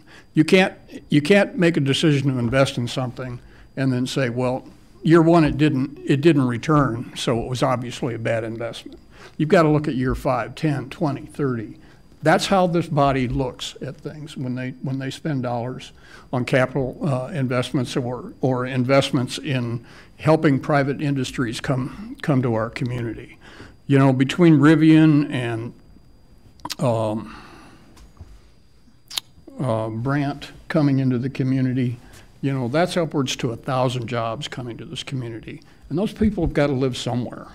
So they're going to buy houses and they're going to shop. And that's the kind of the mindset that we have when we do those things, when we make those investments. And I think that's really important to talk about, because people focus on the spending, but they don't focus on the long-term gain that comes with that spending. Is there a further discussion on this? Please call the roll. Mrs. Lorenz? Aye. Mr. Preston? Aye. Mr. McCarthy? Aye. Mr. Fritzen? Aye. Mr. McBride? Aye. Mrs. Cummings? Aye. Mayor Kus? Aye. The ordinance is approved. Item 8 is an ordinance authorizing the abatement of 2017 property taxes for debt service. This is very much a routine item that we do in hand with setting the levy. And what this does is certain bonding and special service area bonds that we have, we're required to pledge property tax dollars to pay for the interest on and principals on those bonds. And if the municipality is not able to generate that money through TIF and sales tax and things like that, the funding sources we identified, we have to pay that. So now we are abating those property taxes by this action. Move approval. Thank you. Second. Discussion on this item? Please call the roll. Mr. Preston? Aye. Mr. McCarthy? Aye. Mr. Fritzen? Aye. Mr. McBride? Aye. Mrs. Cummings? Aye. Mrs. Lorenz? Aye. Mayor Kus? Aye. The abatement ordinance is approved. We have one item of new business, but given the length of the meeting tonight, I think a 10-minute break would be appropriate. So let's take a break here, and we'll be back here at 9:25.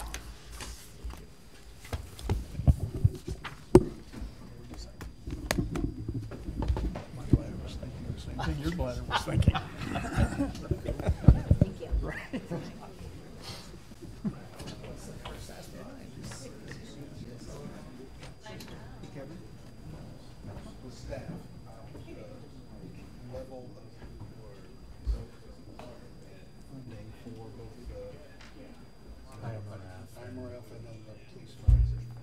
Just police or police?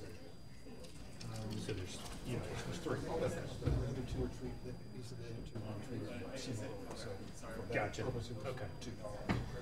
The description you gave me was that the IMRF was a bill sent to us that we had little to no choice on. We didn't have a lot of choice. I don't know if there's no choice, but there's very little choice in trying to fund that properly to make it 85%. Let me make sure I understand what you're saying. Not like literally a physical bill that you got, but like the municipality's got a bill. Okay, gotcha. Some funding mechanism to this town. We, the community, have to pay Yes, for it. yes. Gotcha, okay. And then the police and the firemen ordinance was not that way. That was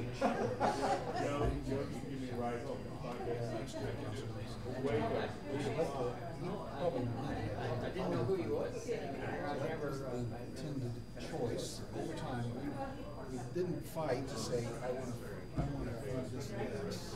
Maybe we didn't even have a mechanism. I don't know. But these two, we did have choices and intentionally underfunded. Left it at a point where it got to the point at least that it was underfunded. I don't know how long. That was my point of it. We did make those choices. Instead of trying to say, gosh, all of our employees are gonna get this level of funding. Why are we screwing with the policemen? No, fair point. Fair point. We've done that over time. Yeah, and I try to restrict mine to, since I've been on the council, the rules have been issued by the state that we have to. So maybe once upon a time, those rules were different or how they were initially. I agree with that. And so but part of my time, can't really speak to, but since I've been on the council,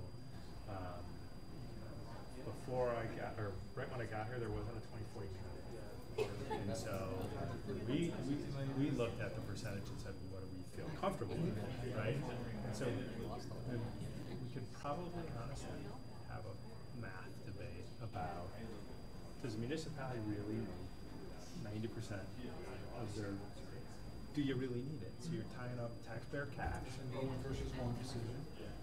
Again, a rule we didn't make, but we have to comply to. I personally, as a former finance guy, people's retirement, why tie up your and my taxpayer dollars to have a 90%?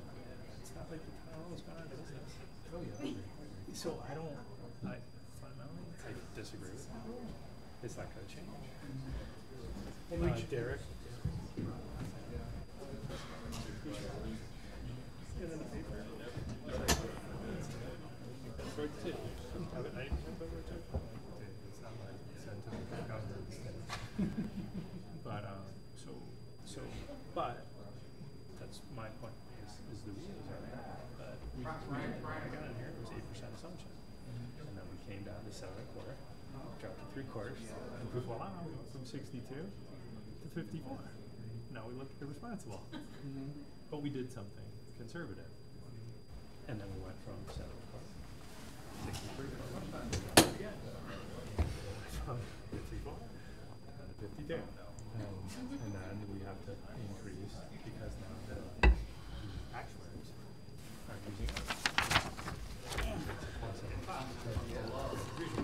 Andrew's not going to go real long on this. He's going to keep it pretty short. Oh, I figured until 10. Yeah. Yeah.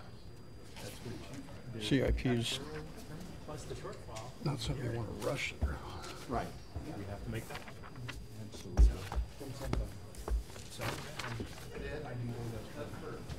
well, yeah, I didn't. Don't read that. I won't. But no, I appreciate you saying something, and it's a fair point. Thank you. All right.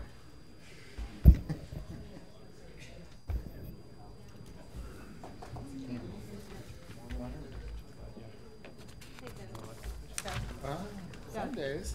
Yeah. Before you leave Override. Not bad. How are you? No, he said he didn't want to be the meeting judge. Two candidates for truth or fiction. Oh, yeah. On the website. Yeah.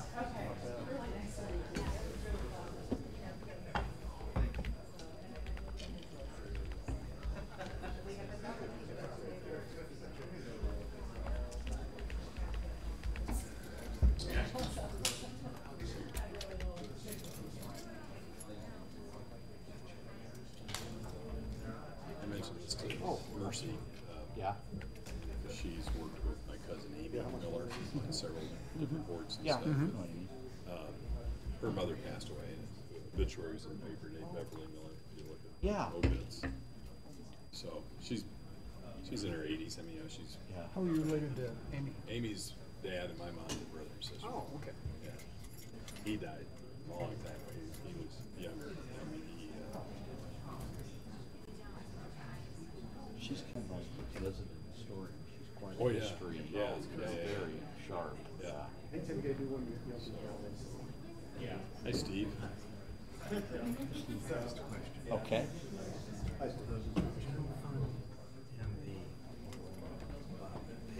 Library.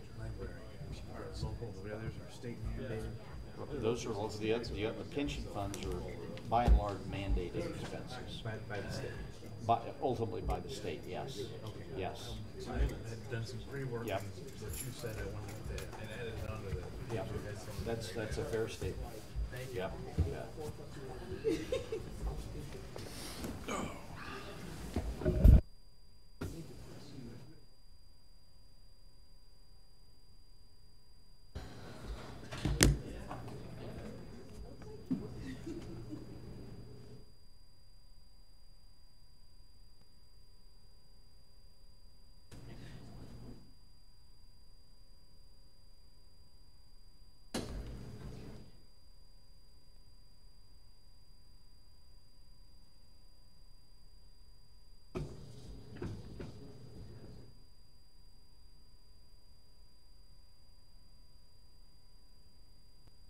Not a fan of mine.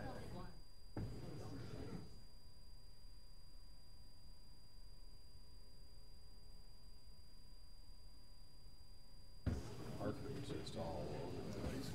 Yeah. It's fake over the last 20 Here's Mr. McCarthy. He didn't give me details, but he just sent me an email, said. Pardon? What are you gonna tell me? I've got 9:22. I think that clock is always.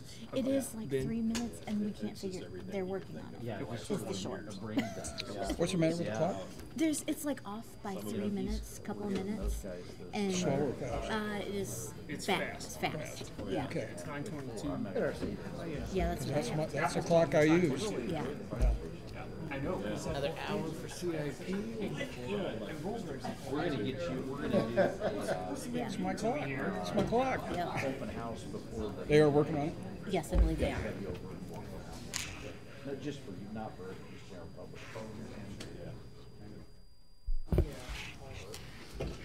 I think we're ready to start again. Yeah, she sent me a text that came up this morning with Lachlan. He had nothing to talk. Yeah. Our one item of new business tonight is a motion to approve the fiscal year 2017-2018 to 2022-23 Community Investment Plan. Before we have, let's have a motion on that one. Move approval. Second. I think Andrew's going to go walk us through this. Line by line. Yeah. Line by line. I have Number by number. 47 slides to show you tonight. Yeah. No, actually, I will be fairly brief. As the mayor mentioned, this is kind of certainly an annual event. It was mentioned earlier, kind of a bite size at our budget process. Each year we come to you at this time with what we refer to as our CIP program, which is a community investment program or plan. It illustrates the planned spending in our budget for the next 6 years, the current year and then 5 years out. So we're seeking approval of that plan for you tonight. If that is approved, then we'll program that information into the budget going forward for January work session and of course for March approval. In terms of the document, the capital spending, we have about 183 projects over the next 6 years being spent. We kind of divide these among various categories. Public facilities is one category that kind of encompasses things like the community actions activity center, cart path tunnels, a variety of things across the community. Capital assets, this is where we do a lot of spending for ambulances and patrol cars, waste trucks, backloaders, front loaders, and so forth. We also have transportation category. This is clearly the road and bridge spending for repair and replacement, resurfacing, concrete streets, sidewalks, culverts, traffic lights, a wide variety of things across the community.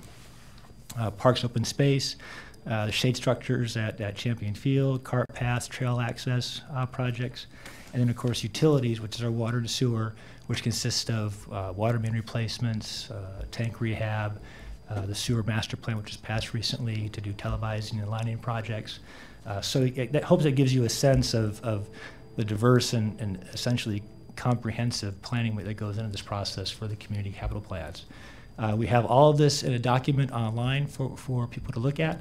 I'll show you what that looks like right now. You just go to the town website. If I can do this. It's a few clicks to get to, but my assumption is that if you're interested in the information, which we hope people are, they'd be willing to do a little digging and have the stamina to get to it. Here, the view of the 2018-23 CIP. So what you can see here is, first of all, it's a very colorful slide. We have multiple funding sources, and that's not necessarily meaningful to the average taxpayer. It's very meaningful to us in terms of how we spend the money. Some money is restricted, like motor fuel tax. Some money is unrestricted, like general fund and so forth. So you can go up to this top part here and just drop down here, and it can give you the different funding sources: MFT, water, sewer, stormwater, parkland, CDBG, roadway fund, and so forth. I will share with you the capital fund. That's actually the pay-as-you-go fund for general fund, and it has been mentioned a little bit. This is kind of a preamble to what's happening in our budget process this year. You can see on this slide, not a lot of spending in the out years. You can see $47,000, $170,000, $58,000. We're cutting back on capital pay-as-you-go, and you'll see that more as the budget process unfolds during the next few months. We'll switch over here to MFT, motor fuel tax. You can see that's all a transportation category. You can see a lot of spending going on here. And overall, in terms of the spending for the 183 projects, it's about $95 million in the next 6 years. It was about 99 last year. So we're fairly consistent in terms of our planning for the next 6 years in terms of spending. It did drop down a little bit. Most of that was the fire station was completed, so that process is done. We actually picked up in terms of utility category because of the sewer master plan in terms of new lining and televising projects. So that's been passed recently, and you'll see more capital being dedicated to the sewer fund, which is in essence what was required as part of that master planning study. You can see here in terms of what's going on with this, some big spending in Glen Allen Bridge. There's some culverts there. Greenbrier extension and Hershey Road improvement. Overall, about $1 million to $2 million a year in spending from MFT. Go down here to water. You can see a lot going on there, and that's been traditional for many years with water. A lot of services there need to be done. This chart or this reporting format also allows you to kind of get to drill deeper into certain things. We'll pick just water main replacement, North Avenue, Willow to Clay. Click on that, and it pulls up essentially a deeper description of the activity. You can also sometimes have some pictures there. In this case, we do have a picture here. It's an overview or an aerial shot, and it gives the reader or the user of this document kind of a sense of where that's going to be done in terms of between Willow and I believe Clay Street up here. I try to go back to the plan here. Here we go. You can see here in terms of annual spending, let's finish this up. You know, $3 million, almost $4 million a year of capital infrastructure planning and spending for the water fund. I will also share that as we have $95 million of spending in this plan for 6 years, there's probably over $100 million that's unfunded. And we track those for a variety of reasons. You can see here there's all these projects are being funded in the next 6 years. You scroll down a little bit in this document, you can see the unfunded piece, $30 million here for the water fund. Now, some of these projects are placeholders. Some are not quite priority yet to be programmed in the 6 years. So we kind of keep them for a couple of different reasons. One as a placeholder, or one to program as the priority sets. Yeah, I just want to emphasize that most of the, some of the unfunded projects really are not ready for funding, but we want everybody to be aware they're out there, and they will be. There are some that we could fund right now, and we don't have the resources to do it, but look at here, a lot of those are in the green flexible category, so they're getting there, but at this point they're not considered a priority for funding, but we want to make sure everybody's aware that they are out there. Right. Absolutely. And I spoke of sewer earlier this evening about the sewer rate. You can see that this is pumped up quite a bit from the previous years and is in large part a bigger increase for the utility category in the CIP for the next 6 years. Now, if we'd shown you last year's, there would be hardly nothing in the out years because of our sewer fund, but due to your action with the sewer master plan, now we can become aggressive in terms of meeting those specific projects that were identified in the master plan. So that has a much more appealing look to me, certainly. No doubt about it. We were down to about $1.3 million a year, and those were virtually zero in the last cycle.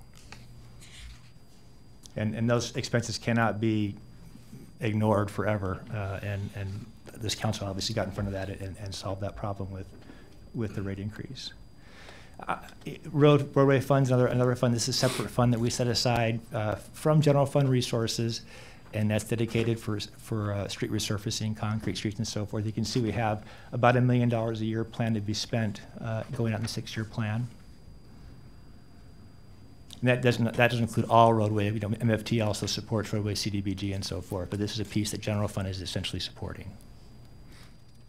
I'll just kind of finalize with one more thing, our vehicle and equipment reserve. This is part of our capital asset category, and you can see a lot of healthy spending going on there, around $3 million a year there, and then cut back a little bit the next couple of years, and you'll see that as part of the budget process as we unfold some of that information to you.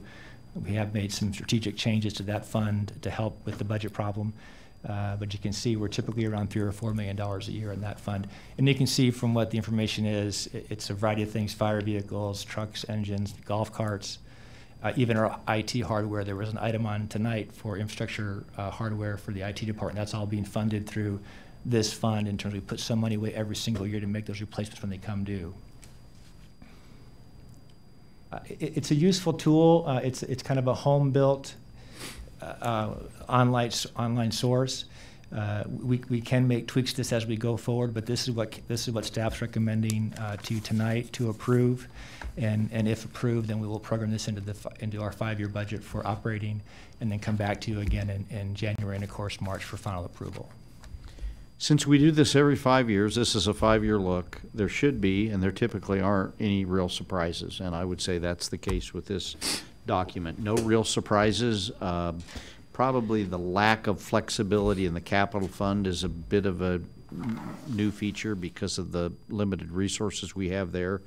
But I feel very good about what we're doing in the utility accounts, water and sewer, and even MFT. Pretty aggressive. So I would say, in my opinion, we're still addressing those capital needs that we need to address. And I was talking with, I think, Councilmember Cummings earlier today. Some of these issues, it's a pay me now or pay me later, and a lot cheaper to pay me now than pay me later. So we try to identify those critical needs and get those taken care of, and those that aren't so critical we'll push back. But I don't think there's anything in terms of projects in this document that is anything new or unusual. So there's really nothing that we need to specifically highlight out of this group, and we're certainly prepared to respond to questions. We have all the, we have Gene and John and Wayne and Mark here and Doug to respond to questions. So on specific projects, if you have them. Mr. Preston? I don't have any questions, but I do have a comment or two. First of all, thanks, Mr. Peterson. You're exactly right. There are not any surprises in this. Thank you to staff for always doing such a professional job and always being so diligent with what projects get funded and in what what order and what timeline, and bringing it all together. Beyond that, I'm always impressed every year. I love the depth of transparency, accessibility, whatever term you want to use, where anybody can get on our Town of Normal website, go through the entire CIP, color-coded just like we have in the packet, and actually then, be able to click, and like as you showed the map there, I think it was along Normal Avenue, of a water main replacement, the amount of data that is available to anybody who cares enough to see it, I think is tremendous, and I really appreciate that that's a resource that we offer. So thanks. Questions for staff on this or discussion? I'll just make a quick comment. Sure. As Mr. Lawless referred earlier to my length of service, and I think I've mentioned this before, but there's several new colleagues up here, and back in the 80s, we had projects, capital improvement projects in our 5-year budget that didn't have a funding identified for them. They were just blue sky sitting out there in years 2, 3, 4, 5, and it was a big move when that changed. You know, staff said, we're not putting anything out there that we can't identify some source of funds for. So the blue sky went away, you know, to gasp, oh my goodness, you know, and whatever. So that was a big change. You know, today we not only have, you know, a plan and, you know, what funds we're going to work out of, and we have this detail Mr. Preston referred to, and each year it just gets updated, and technology's helped a lot with that. To enable, you know, to be able to create a tool like this that just is a living tool and something that can come forward every year. But, you know, from where we were 30 years ago to where we are today in this aspect of our budgeting process is such a huge improvement, and enables us to, you know, really look forward, be forward thinking about things, and adjust priorities easier and the like, as opposed to just putting things out there that we'd like to have, but we have no idea how we're going to pay for them, and they're sitting out there, and that's where we were.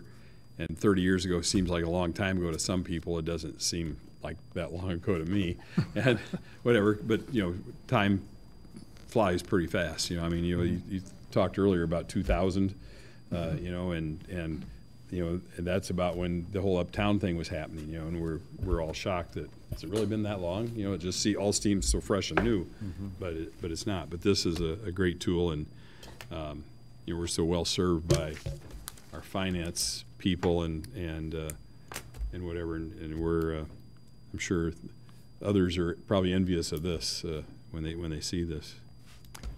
I would like to add, thank you for that. A lot of the processes that the town has, and I speak mostly from my own shop, the audit, the budget process, and the CIP process, it's very easy to see where things are going and what falls off, what comes online, because so much of the stuff is institutionalized with us in terms of processes. You know, when the staff prepare this and we look at it, we can kind of tell exactly what's going on. You know, the fire station is gone, so that dropped off. Oh, we brought the sewer waste, the sewer fund came up in Spain, and we got that picked up. So that, again, you know, we try to avoid all the big surprises and as many of the small ones as we possibly can. But it's the leadership of the council and the city manager's office and the directors and even the employees' efforts that just keep these processes in place for a very long tenure, and it makes it, frankly, a lot easier to manage. So if you allow me my 2 cents on that. Ms. Lorenz? Quick question for you, Andrew. On the, say, like the motor fuel fund. Yes. Where it says miscellaneous street resurfacing projects, isn't there another link, or maybe it's in this report as well, where if a resident wants to know where their street is on the priority, would they go here, or is it in another location on the website? That will be, that will be coming up. Gene, there you go, Gene. Yep. You knew you'd get called up. Find it, but Yeah, no, but just if you want to just say it for the record. That is under the engineering section. Okay. Engineering department, there is the street resurfacing priority list. And I believe we have them listed alphabetically. Okay. And then priority 1, 2, 3, 4, and 5. 1 being the worst condition, 5 being the best. The thing I always want to make sure I make clear is just because it's a priority 1, that does not mean it's going to be done next year or even the year after. Okay. It's in the priority 1 list that we will then go select out streets. We go over the priority 1s every year. The priority 2s and 3s maybe every couple of years, and then the 4s and 5s, you know, maybe every 3 or 4 years. So the list changes, and then we select the ones that we are going to do out of the priority 1 list generally. Occasionally we'll get surprised and have a 2 or 3 that moves up for, you know, whatever reason. Okay. But it is on the engineering section of the website. Okay, good. Thanks for that I wonder if we reminder. could link that, or put something in that when you hit that miscellaneous street resurfacing, have some link or something going to that list. We certainly the other can. thing to remember is this isn't the only, we also have, I think in Road Bridge, we have some street Yeah, there's another, work. there's a couple So buckets. we've got that in a couple of different places, but we could certainly, hopefully some way to link, so if somebody pulls that up, they know where to go to get to the priority Right. list. I don't think that'd be that terribly difficult. No, Easy for me that's to very say. doable. You've got people. We got really good people. Thanks. Thank you. Further comments or questions? Please call the roll. Mr. McCarthy? Aye. Mr. Fritzen? Aye. Mr. McBride? Aye. Mrs. Cummings? Aye. Mrs. Lorenz? Aye. Mr. Preston? Aye. Mayor Kus? Aye, the motion is approved. Before taking a motion for adjournment, are there concerns or comments from the council or Mr. Peterson? I have something if everybody else doesn't. It's all I right. just want to announce that Saturday, thanks to Councilman Fritzen, we officially opened Santa's house for business, and business was brisk. I will tell you that, very brisk.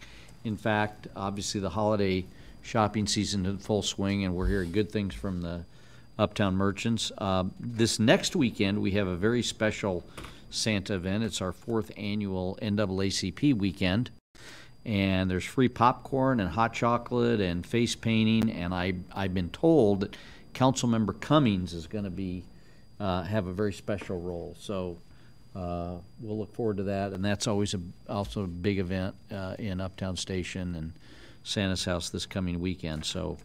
And it sounds like the weather will be a little more seasonal than it was Saturday, which is, I guess that's a good thing, maybe. I don't know. But I just wanted to mention that. We're very excited about what's happening in Uptown. Great. Motion for adjournment. So moved. Second. Please call the roll. Mr. Fritzen? Aye. Mr. McBride? Aye. Mrs. Cummings? Aye. Mrs. Lorenz? Aye. Mr. Preston? Aye. Mayor Kus? Aye, we are adjourned. Thank you. I did that for you. I know. Yeah, I know. Good once in a while, though. Keeps us No, humble. but you know what? It's somewhere else. It's